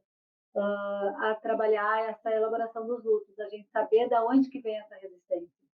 É importante. Às vezes a gente consegue sozinha descobrir, e às vezes a gente precisa de uma ajuda psicológica, né? Isso aí depende um pouco de cada um, cada história. Ó, 46% de mim mesma. Olha só que interessante. É isso que eu acabei de falar. A gente precisa elaborar dentro da gente, saber aonde que, qual é o espacinho dentro da gente que a gente vai guardar e administrar tudo isso, para depois poder ter a aceitação. Não adianta a gente não falar sobre o assunto, meninas, isso é uma sugestão que eu e as gurias sempre conversamos. Isso, essa falta de conversa, essa falta de comunicação, muitas vezes traz uma ansiedade maior e muitas vezes traz o negar falar e tal, traz uma ansiedade e uma depressão. Se a gente colocar isso embaixo do tapetinho, isso pode ter um efeito lá na frente, essa continha, ela pode chegar lá na frente, tá? Nada contra se for um segredo familiar, isso como a gente fala sempre, é muito individual, mas a gente precisa saber lidar com isso, né? Ah, eu vou falar para todo mundo? Beleza. Não, eu não vou falar para ninguém. Beleza também. Só que a gente está aí, tem que trabalhar dentro da gente, como é que a gente vai lidar com esse segredo familiar, né? Primeiro, dentro da gente, para depois a gente conseguir lidar com todo o resto, tá? Pessoal, eu vou falar rapidamente sobre a minha trajetória, né? Eu acho que muitas de vocês já me acompanham e já sabem um pouquinho. Eu fui mãe aos 44 anos do Henrico, que hoje está com 1 ano e 10 meses, a razão da nossa vida, o nosso maior sol, né? Depois de toda uma tempestade. E, claro, depois de 4 anos tentando com os meus óvulos próprios, né? 2 tentativas de fertilização dos meus óvulos próprios, 4 blastocistos na primeira vez, maravilhosos aparentemente. Não fiz a biópsia, né? Então, aparentemente, eles estavam cromossomicamente bons. Na segunda tentativa, eu também consegui 3 blastocistos, também aparentemente bons. Então, eu tinha muita expectativa, tinha muita otimismo, né? Nas minhas tentativas com os meus óvulos. Só que eu não consegui, né? A primeira vez eu fiquei chateada, mas eu entrei na estatística, né? Na segunda vez, o baque foi maior, porque daí já era uma segunda tentativa, já estava com 42 anos, né? A primeira foi com 41, e aí o meu tombo foi maior, e aí eu fiquei pensando, opa, por mais embaixo. O que eu vou fazer? E aí foi quando meu médico me chamou e me apresentou essa linda alternativa de gerar amor que eu nunca tinha escutado na vida inteira. Se alguém me dissesse, olha, você vai ser mãe por um óvulo doado, eu ia dizer, não, tá mentindo, né? Então é uma pegadinha, porque isso não existe. Eu nunca tinha escutado, mesmo durante toda a minha trajetória, né? Eu sempre achava que eu ia continuar com meus óvulos, até que o meu médico disse, não, a gente ou vai fazer uma terceira tentativa com biópsia, isso é, a gente vai fazer 2 ciclos, e vamos fazer muitos embriões para serem analisados pelo genômico, ou a gente vai fazer, né, uma ovodoação. Foi a primeira vez que eu escutei na vida. Claro que, como vocês, eu tive que me reinventar. Não é fácil esse diagnóstico, desde lá do começo da infertilidade, né, quando a gente recebe e a gente precisa reinventar, reescrever, ressignificar muitas coisas nas nossas vidas, mas quando vem um diagnóstico que a gente vai precisar de um óvulo doado, geralmente não é a nossa primeira opção, né? A gente não imagina, principalmente, que é um assunto muito novo. Então, eu sim fui para casa, eu estava sozinha, não estava com o Pedro nesse dia, levei para o Pedro essa alternativa, a gente não sabia nada, a gente precisava se familiarizar, a gente precisava saber o que era. Ninguém falava com a gente sobre isso, né? Na minha época, eu não tinha uma rede de apoio, eu construí minha rede de apoio, minha rede de amor, mas eu não tinha pessoas falando assim abertamente, eu só tinha uma amiga que falava. E mesmo assim, falava, mas né, pouco também. Então, foi muito difícil, mas a gente foi curioso, nós fomos curiosos e a gente foi atrás dessas informações, né? Afinal de contas, tem toda aquela parte de eu não ter congelado meus óvulos, né? Também nunca nenhuma gineco falou para mim isso, que eu acho que é uma falha também. A gente hoje, qualquer pessoa diz para congelar os óvulos. Então, a gente foi atrás de se familiarizar com essa história toda e trazer o nosso filho para nossa casa, trazer esse sonho para nossa realidade. E a gente demorou um pouquinho para mim, quase nada, né? Para o Pedro um pouquinho mais, digamos, 1 mês, assim, até ele entender que com óvulo doado, jovem e analisado, eu ia conseguir ser mãe. né? E aí ele achou fantástico, mas quando eu cheguei lá no consultório da minha psicóloga, que era dentro da clínica, ela já falou para mim que está pronta, porque ela me perguntou o que tu quer, Karina? O que tu quer para tua vida? E eu aos prantos, chorando, dizia, eu quero ser mãe, quero conhecer esse amor. E eu acreditava realmente que esse vínculo, meninas, esse vínculo vem do dia a dia, esse vínculo de amor a gente conquista, a gente constrói no dia a dia. Então eu já cheguei na OVO recepção muito receptiva, muito aberta, porque eu já vinha de uma trajetória de 4 anos, né? Então, ou eu ia fazer essa minha terceira tentativa, como eu expliquei para vocês, e as minhas chances iam ser mínimas, de menos 5% com 43 anos, ou eu ia aumentar as minhas chances para com 43 anos para 65% a 70%.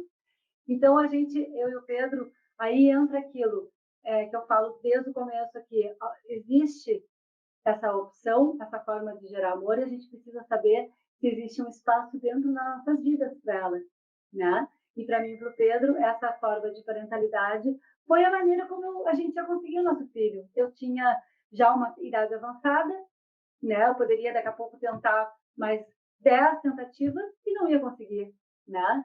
Então, era uma oportunidade real, era uma esperança que eu estava tendo para conhecer esse amor de verdade, verdadeiro, né? De verdade, assim, para pegar ele nos meus braços e trazer para mim, encher de beijo, né? E foi a nossa melhor escolha, foi a nossa melhor alternativa, e a gente olhou ela com olhos de gratidão. Isso é muito importante, se a gente conseguir olhar essa alternativa com olhos de gratidão, porque isso facilita a nossa trajetória, né? Então, eu sempre falo, vão atrás de informação e veem se isso funciona ou não. Está dentro da casa de vocês, está dentro do relacionamento de vocês, e tentam fazer com que isso se torne tranquilo dentro de vocês. A gente precisou, só para finalizar aqui a nossa trajetória, a gente precisou de uma ajuda financeira. Quem conhece a minha história sabe que eu e o Pedro, a gente já tinha esgotado todas as nossas possibilidades e a gente foi para a Espanha. A gente foi para Valência, o meu médico me indicou lá, o meu médico daqui de Porto Alegre. Aí existe a confiabilidade, né, na clínica que tu está, no médico que tu estás, que ele já está te acompanhando durante essa trajetória toda. E ele me deu essa indicação, quem sabe tu não vai lá para Valência, porque é o maior banco de óvulos do mundo. E eu fui atrás da indicação dele, e a gente só não tinha dinheiro para fazer tudo isso. E a gente moveu mundos e fundos, a gente fez um vídeo lindo, acabou lá no Fantástico, a gente acabou fazendo a série Fertilidade, ajudando muitas pessoas a construírem as suas famílias, e por isso a gente está aqui hoje, né? Falando abertamente para ajudar vocês, porque hoje eu me sinto parte da família de vocês. Eu acho que a gente é uma grande família, na verdade, né? Então, gente, o Casulo com Amor foi criado e a gente foi ajudado por 200 pessoas para irmos embarcar para a Espanha, né? Não foi toda a viagem, mas foi o procedimento inteiro a gente conseguiu com a ajuda de titios de alma, que eu falo sempre, que se mobilizaram, que nos ajudaram, que se identificaram com a nossa história. E a gente construiu essa rede de amor maravilhosa. E hoje eu entendo que a gente foi capacitado para isso, meu Pedro. A gente foi escolhido por Deus mesmo, para a gente poder falar dessa forma e ajudar vocês, né? A gente é muito grato por ter tido essa oportunidade de ser a voz. E hoje, agora, com as meninas do Quarteto da Ovo Recepção, uma voz mais alta ainda, fazendo todo esse movimento, né? Então, assim, ó, fica aqui a minha dica para vocês se familiarizarem com essa forma de gerar amor, porque existem muitas maneiras, né, de ser mãe. A gente só precisa estar aberta, abrir nossa cabeça, abrir nosso coração, para que a gente possa, literalmente, enxergar ela com olhos de gratidão. Seja uma embriodoação, seja uma ovodoação, seja o que for, menino. A gente precisa ir atrás das possibilidades, se isso realmente for importante para a gente. Por isso fica aquela pergunta, o que é importante para você? Eu consegui ser mãe aos 44 anos, só finalizando aqui a minha trajetória, né, eu e o Pedro, através de um óvulo jovem, no qual eu sou grata eternamente, porque eu sou feliz, que nem as gurias falaram, todos os dias das nossas vidas aqui em casa. O Henrico, depois daquela caminhada super difícil, silenciosa, solitária, a gente conseguiu e a gente só não consegue quem não vai até o final, quem não as pessoas que desistem, elas não vão ser mães, né? Porque quem não desiste, alguma coisa vem para nós, alguma possibilidade Deus nos mostra, né? A gente precisa estar com olhos bem abertos e receptiva, né? Então essa é a nossa história, resumidamente. Fica aqui também a dica, gurias, porque assim, ó, o nosso podcast, tá? Semanal a gente tem, e da Arraiz, anotem aí, é o número 24, tá? A Alessandra é o número 37, a Márcia Riboldi, a doutora, é o número 16, a Liana é o 31 e o meu do Pedro é o 13 e o 4, tá? Então, assim, ó, lá a gente tem parceria com o Genomics e vocês vão ter todas as informações do mundo da reprodução assistida com especialistas e casos reais, falando tudo que vocês precisam saber. Tá bem, meninas? E agora a gente vai fazer mais uma perguntinha. Tem essa aqui tá? também. Ó, essa aqui é a pergunta. Existe resistência? Não, essa a gente já fez. Essa forma de parentalidade é conversada com quem na vida de vocês? Então, é uma pergunta legal também.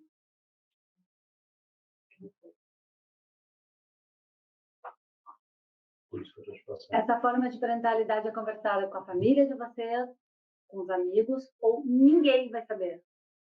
Que é uma alternativa também, aquilo que a gente conversou. Tá tudo certo, só tem que administrar bem isso para essa conta não chegar mais para frente, né?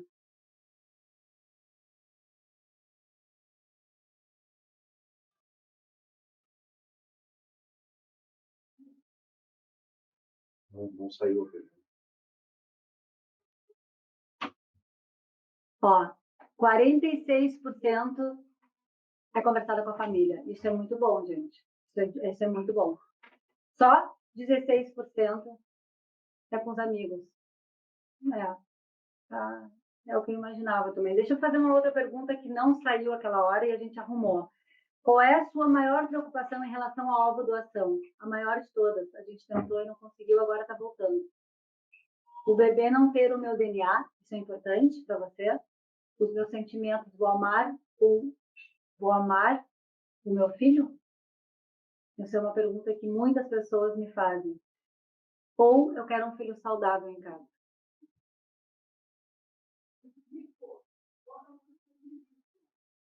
Vamos ver o que vai sair aqui.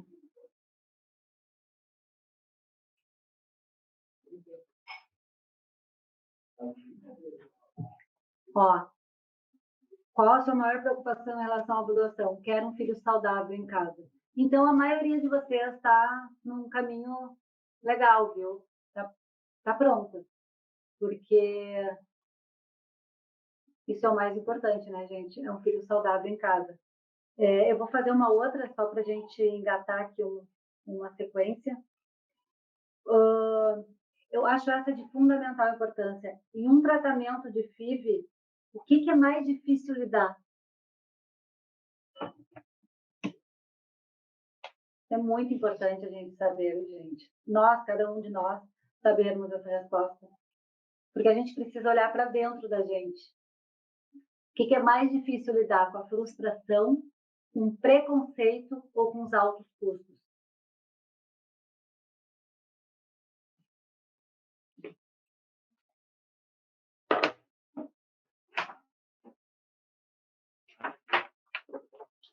(59% a frustração). É difícil, a frustração realmente, a gente se sente menor, né? Assim, por que comigo? É uma coisa que também vai evoluindo, tá? No começo a gente se sente assim, e eu vejo, eu e as meninas, a gente vê pela evolução do decorrer da carruagem, assim, como depois a gente enxerga diferente. Uma coisa é a gente lá no começo da caminhada, outra coisa lá no final.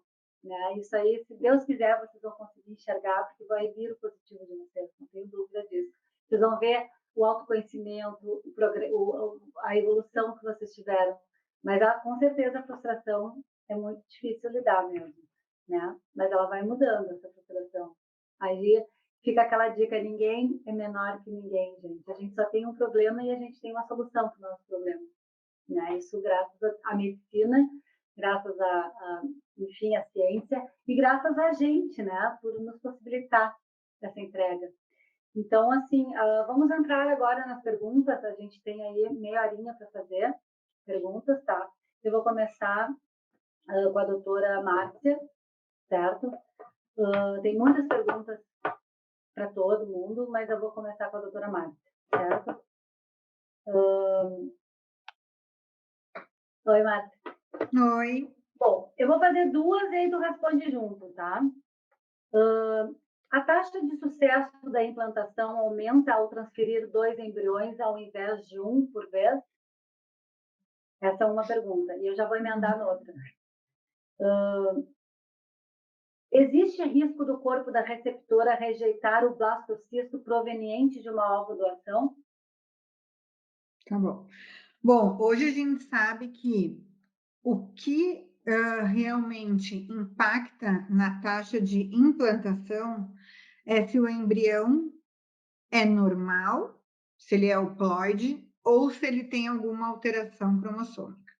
Então, por mais que o óvulo seja jovem, né, e hoje a gente está falando de ovodoação, a grande maioria dos óvulos são provavelmente de doadoras que tenha entre 30 e 35 anos, esses óvulos têm uma chance muito maior de implantar, né, ao redor e gerar uma gestação positiva e uma implantação. Essas taxas, elas ficam ao redor de 55%, 60%. Então, o que eu quero dizer? Que se a gente tiver, por exemplo, 10 embriões, né, vindos de óvulo de ovodoação, provavelmente 5 ou 6 desses embriões, se a gente fizer uma transferência única, eles vão implantar, tá? Mas desde que eles sejam normais.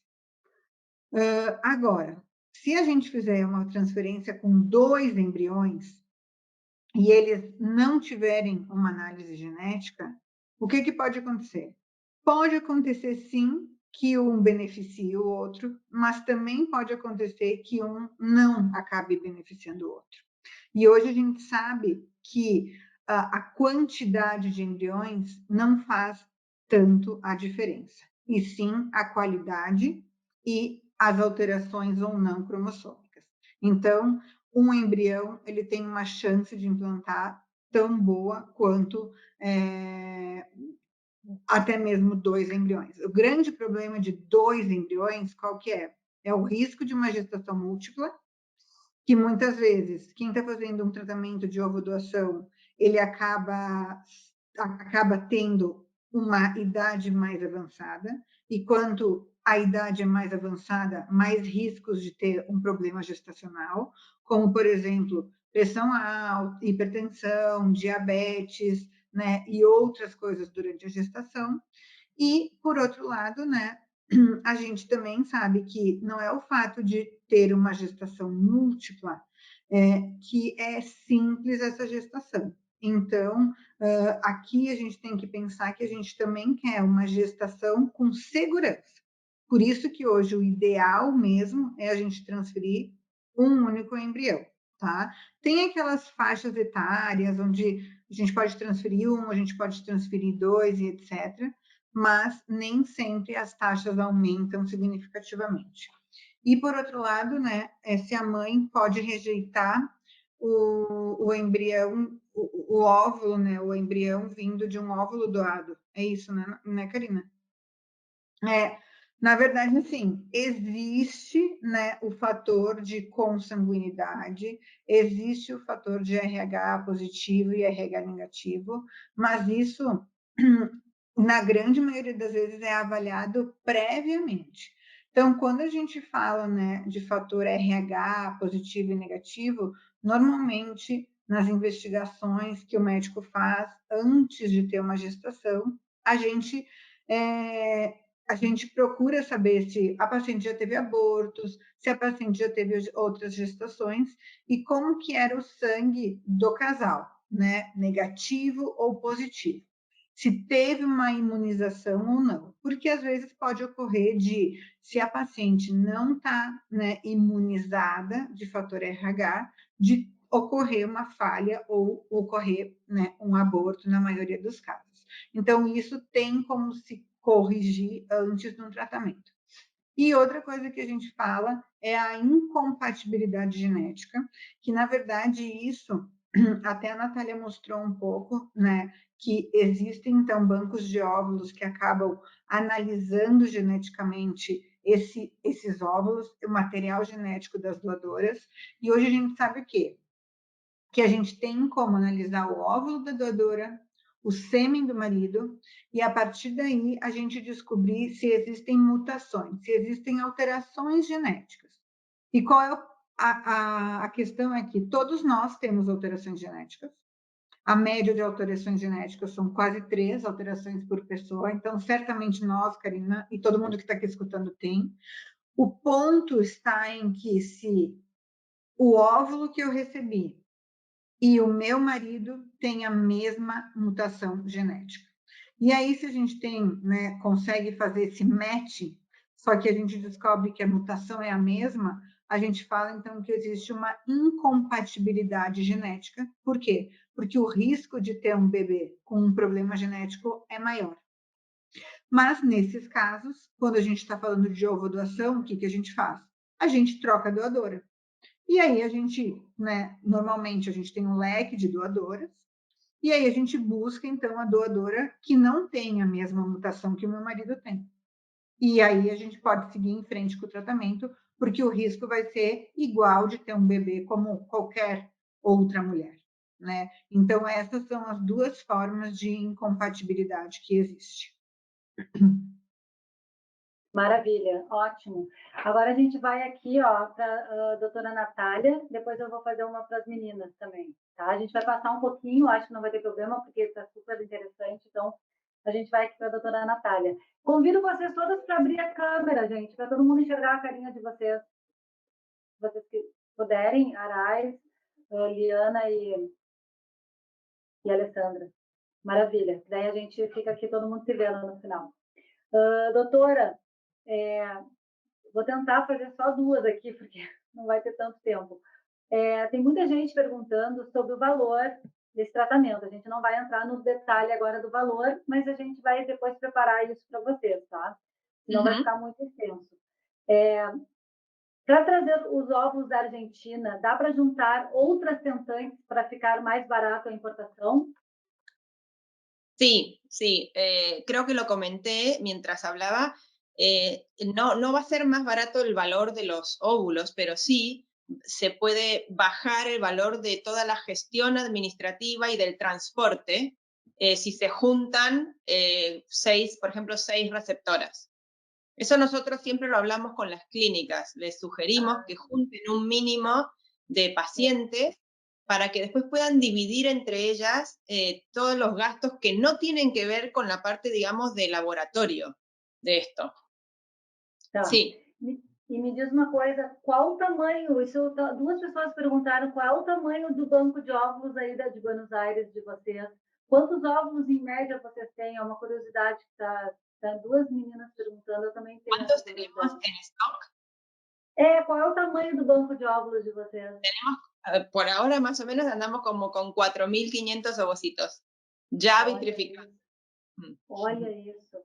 E existe um número de média, eu acho que tu chegaste a comentar, mas vamos só aqui reforçar o número de óvulos enviados para cá para o Brasil por cada receptora, qual é a média? Sí. La media yo diría que está entre 6 y 9, digamos, ¿no?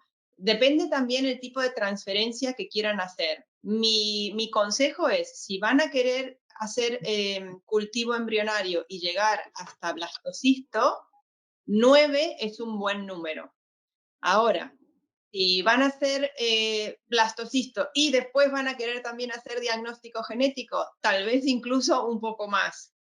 No es una indicación hacer diagnóstico genético con un tratamiento de ovodonación, pero es verdad que muchas pacientes igual quieren. Nosotros no lo recomendamos, pero si igual insisten que quieren tener un diagnóstico genético preimplantacional, le decimos que partan tal vez con un poquito más. Pero yo creo que piden entre 6 y 9, la mayoría. Tá, maravilha. As outras a gente, infelizmente, não vai dar para responder tudo, meninas, mas está tudo anotadinho. Uma pergunta para a Liana, tá? Que é mãe de 3. Liana, você em algum momento teve medo de amar menos um filho, ou no caso, teus gêmeos, do que a outra filha, ou até para a Araês, que também tem... As 3 meninas têm filhos, só eu que não, né, antes do Henrico, mas foi para a Liana, no caso. Existia um preconceito da família, por exemplo, uma comparação com os outros netos vindo das avós, dos avós? Não, eu nunca tive esse medo de amá-los diferente. Assim, é engraçado, essa pergunta sempre me aparece. Ela é muito feita. E não, acho que o medo maior era meu mesmo. A partir do momento que eu me entreguei, foi uma gravidez igual à da minha outra filha. Foi só amor, só amor. Eu já amava, conversava, eles ganharam os nomes assim que eu descobri o sexo. Então, foi uma coisa muito assim. E a minha família, principalmente o meu lado da família, foi muito simples, porque eu venho de uma família de biólogas. A minha mãe é bióloga, a minha irmã também é bióloga. Então, foi muito fácil. Ao contrário, elas me incentivaram muito. Falaram assim, você quer ser mãe, não quer ser mãe? De novo, não é isso que você quer? Não é isso que vocês querem? Então vai, porque o amor é o mesmo. Vai ser nosso neto, vai ser nosso sobrinho. Inclusive, a minha irmã é madrinha de consagração dos dois. Meu cunhado é padrinho de batismo do Dante. Então, assim, eu não tive nenhum problema nem em casa e nem com os amigos, porque no meu caso, os meus amigos sabem também. E eles mesmo, uma amiga minha, que eu tenho muita intimidade, chegou a me falar assim, nossa, quando você falou que ia entrar nessa, eu pensei, cara, será que ela não vai tratar diferente? E ela, olha, eu vejo que não. As broncas são as mesmas. Inclusive, vocês sabem, né? O meu pequeno se acidentou um pouquinho antes do evento começar, né? Ele tá com um galinho aqui que ele bateu com a cabeça e já foi, assim que ele bateu, foi óculos para um lado, celular para o outro, voou tudo para quanto é lugar, para pegar gelo, para cuidar, para afagar. Então, assim, as meninas também podem falar, é o mesmo amor, e a família também. Não sinto nenhuma diferença, nem por parte da família, nem por parte dos amigos.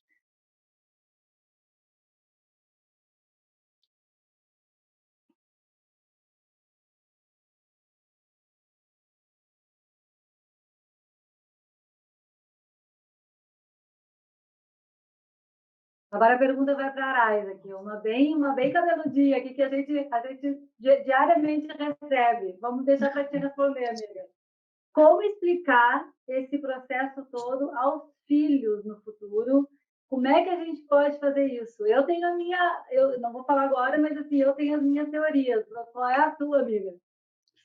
Então, eu não sei ainda. Para mim, eu estou tratando tudo de muita forma natural, né? Porque a gente fala com a família, com os amigos. Eu acho que ele vai acabar crescendo, escutando isso e não vai ter dificuldade nenhuma de aceitação, né? Porque é diferente da adoção. Infelizmente, é diferente da adoção. A gente recebe o embrião, a gente engravida, a gente tem a gestação inteira, a gente tem a amamentação. Então, a gente tem toda essa recordação, né? Não é uma criança que você pega grandinha já e adota, que você tem que sentar com ele, preparar a cabecinha, conversar, explicar sobre a adoção. Então, assim, eu acho que eu vou acabar contando, mas assim, eu não sei em qual momento. Eu estou tentando, assim, na minha cabeça, pensar em tratar normalmente com esse assunto, e ele vai crescer escutando isso de forma que, se um dia ele me perguntar, eu vou contar, porque eu acho assim que faz parte da história dele, né, Lia? Eu acho que é fantástico isso. E cada dia eu me apaixono mais com o assunto e vejo que não tem nada demais. A gente fala tanto isso com as meninas que, assim, eu não posso simplesmente mentir para ele no futuro. Eu simplesmente acho que eu vou tratar com naturalidade. A mesma coisa se fosse adoção. Se eu for adotar, vou adotar e vou contar desde bebê, porque é amor, é o amor igual ou maior. Eu falo que o amor é maior, porque a gente, para receber uma embriodoação ou um óvulo doado, a gente gestar um bebê por ovo-recepção, você é uma expectativa muito grande, você se prepara, muito tempo. Então, você acaba amando muito esse bebê, essa criança. Então, eu acho que vai sair natural. E tem uma coisa que a tua falou, eu acho importante aqui ressaltar, a maneira como a gente conta para nós mesmos é a maneira que a gente vai contar para os nossos filhos. Se a gente tem orgulho, eles vão consequentemente sentir orgulho também, não é? É mais ou menos por aí, né? Mas vamos lá, vamos continuar aqui. Eu vou pedir para a Lia depois preparar a última fala dela com os nossos contatos, tem muita gente perguntando do Quarteto da Autorrecepção, quero que a Lia depois, em 1 segundo, de flash, fale os nossos contatos. Então, vai preparando a cola, Lia. E essa pergunta é para a Lê. Também é bem frequente, tá? Alessandra, você tem medo da sua filha, ou, enfim, da filho, filha, né? Se relacionar com um irmão sem saber?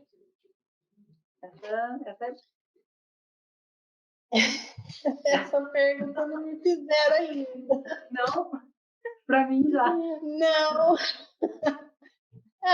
Sim, eu tenho, porque geneticamente, pelo DNA, eles teriam o mesmo DNA. Porém, a clínica, eles têm esse cuidado, né, na hora de fazer a separação das receptoras, né? Então, eu acredito que isso não vai acontecer.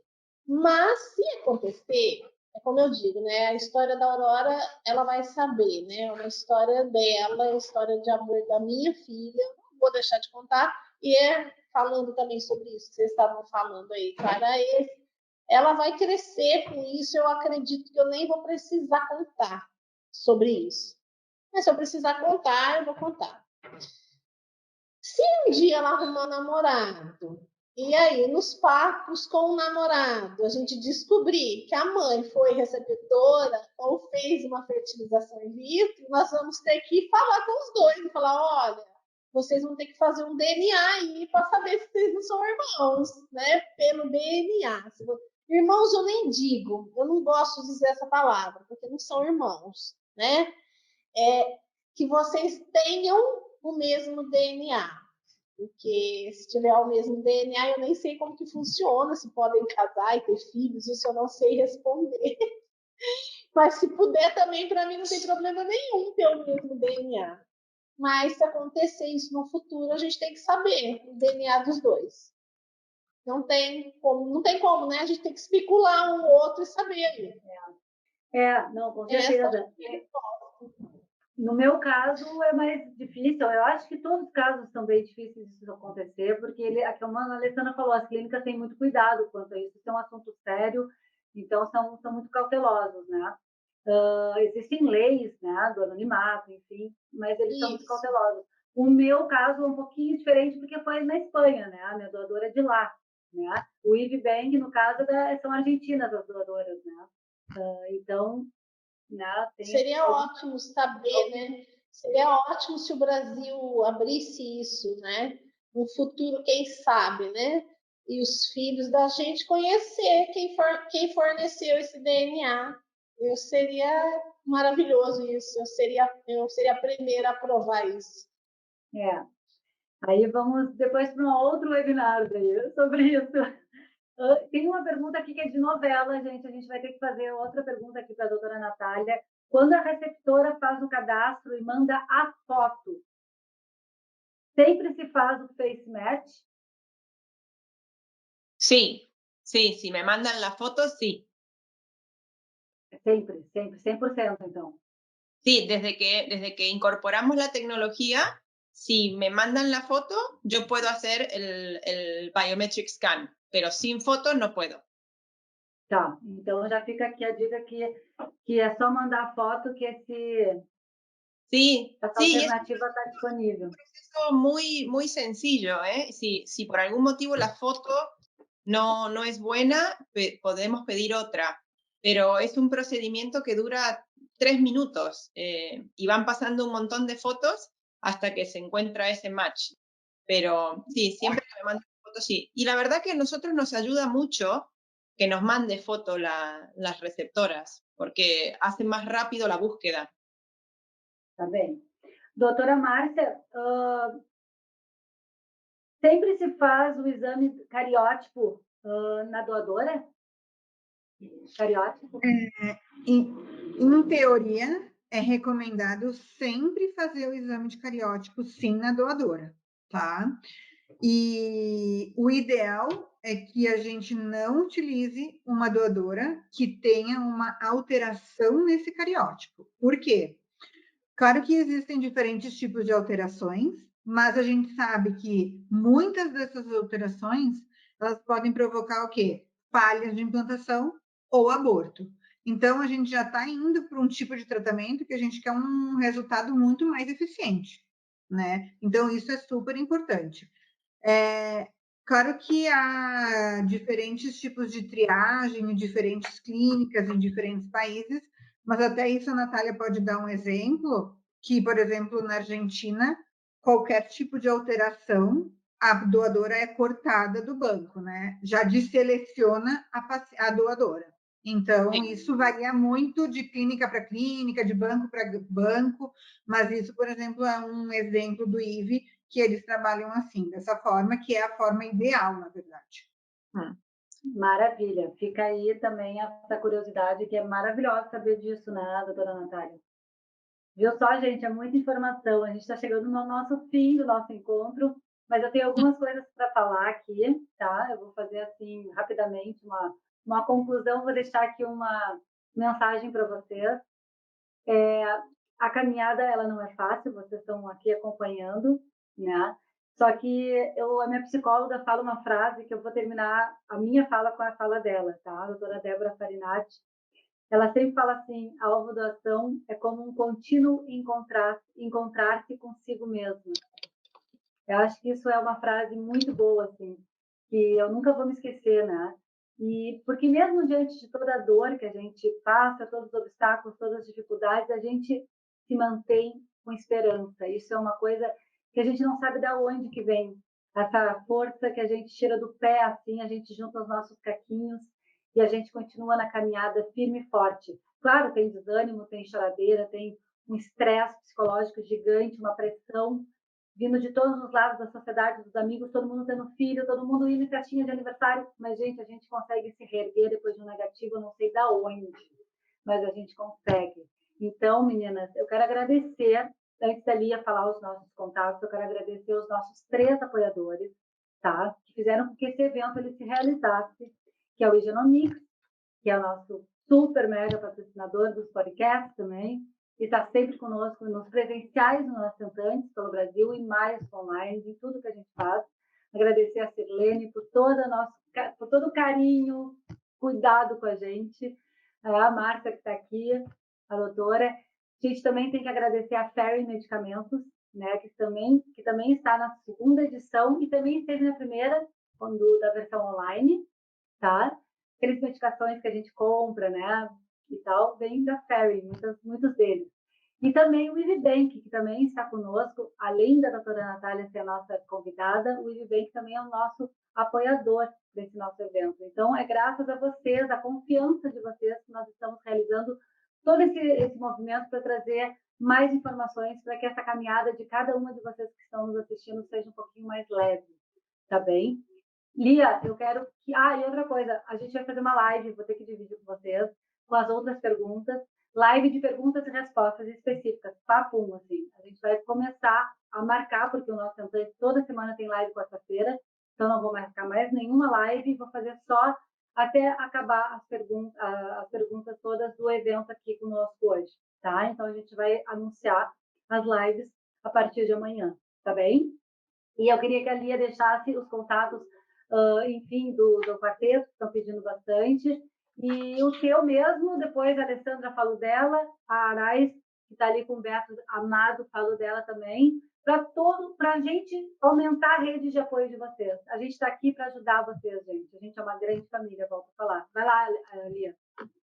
Então, vamos lá. Olha, a fanpage do quarteto no Facebook é Quarteto da Ovorecepção. É só escrever na busca que já vai aparecer a nossa fanpage. O canal no YouTube é www.youtube.com/C-Quarteto da Ovorecepção, sem cedilha e sem tio. Tá? Ou na busca, se escrever Quarteto da Ovorecepção também no YouTube, já vai aparecer o nosso canal. O perfil no Instagram é Quarteto da Ovorecepção, também sem cedilha e sem tio, tá? O meu perfil, como a Karina falou, que se vocês quiserem entrar em contato por DM, de qualquer forma, é mamãe sem o tio receptora, mamãe receptora sem tio, e eu vou deixar agora cada uma falar o seu. Vai lá, Arais, fala o teu. O meu é Araês, mãe por ovorecepção. Peraí, acho que é isso mesmo. Deixa eu ver que eu nunca sei. Araês, mãe por ovorecepção. Se botar isso no Instagram, vai achar. Araês só tem eu, gente. Só tem eu. No mundo! No mundo! Ah. Olha, qual é o teu, Amada? O meu é receptora de ovos no Instagram, facinho. Tá. Então, estão aí todos os perfis do Instagram de vocês, tá? O meu é Nossa Tentante Projeto de Vida, tem o Casulo com Amor e o Karina Underline Tiger. Isso tudo para ajudar vocês, gente, tá? Esse encontro foi maravilhoso. Eu quero agradecer a vocês que estiveram conosco, toda essa audiência maravilhosa, e fazer uma oração em conjunto aqui, que nós 6 aqui estamos na torcida para que o positivo de vocês, mesmo com essa pandemia, mesmo com tudo que a gente esteja vivendo, você esteja chegando, porque tudo tem uma hora certa para acontecer. E a gente está aqui para torcer para que vocês sejam mamães por autorrecepção, gratas e felizes todos os dias, tá bem? Um beijo grande para vocês. Doutora Márcia, doutora Natália, podem se despedir também, por favor. Obrigada mais uma vez, né, por poder presenciar esses momentos tão intensos com todas vocês, de dividir todas essas histórias com a gente. E com certeza, né, podem contar com nós, podem contar com a nossa ajuda para tirar todas as dúvidas desse momento que é super importante, tá bom? Mais uma vez, obrigado e boa tarde para todo mundo. Bueno, aprovecho yo también para saludar. Ha sido un placer. Espero que mi portuñol, más español que portugués, haya estado bien. Y nada, si quieren la dirección de email, también Karina lo puede compartir para cualquier duda, no hay ningún problema. Normalmente suelo hablar más con las clínicas que con los pacientes, pero no tengo problema alguno si los pacientes me quieren contactar directamente a mí también.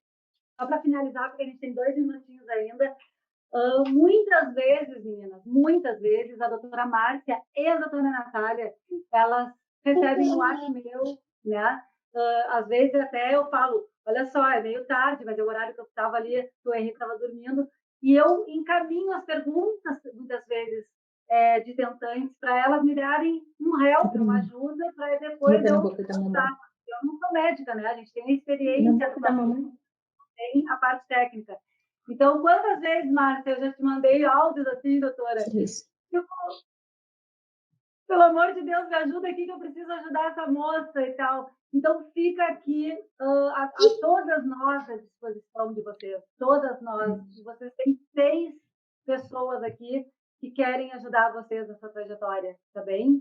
E é como a Arais falou, é histórico esse nosso encontro, gente, porque nunca, é inédito no Brasil, 4 mamães receptoras se reunirem e falarem assim, sem nenhum tipo de tabu, né?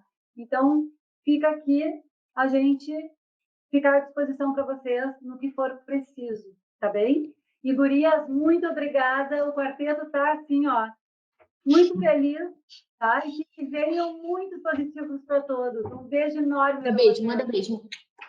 Beijo! Bom dia dos pais amanhã, né? Bom dia dos pais amanhã.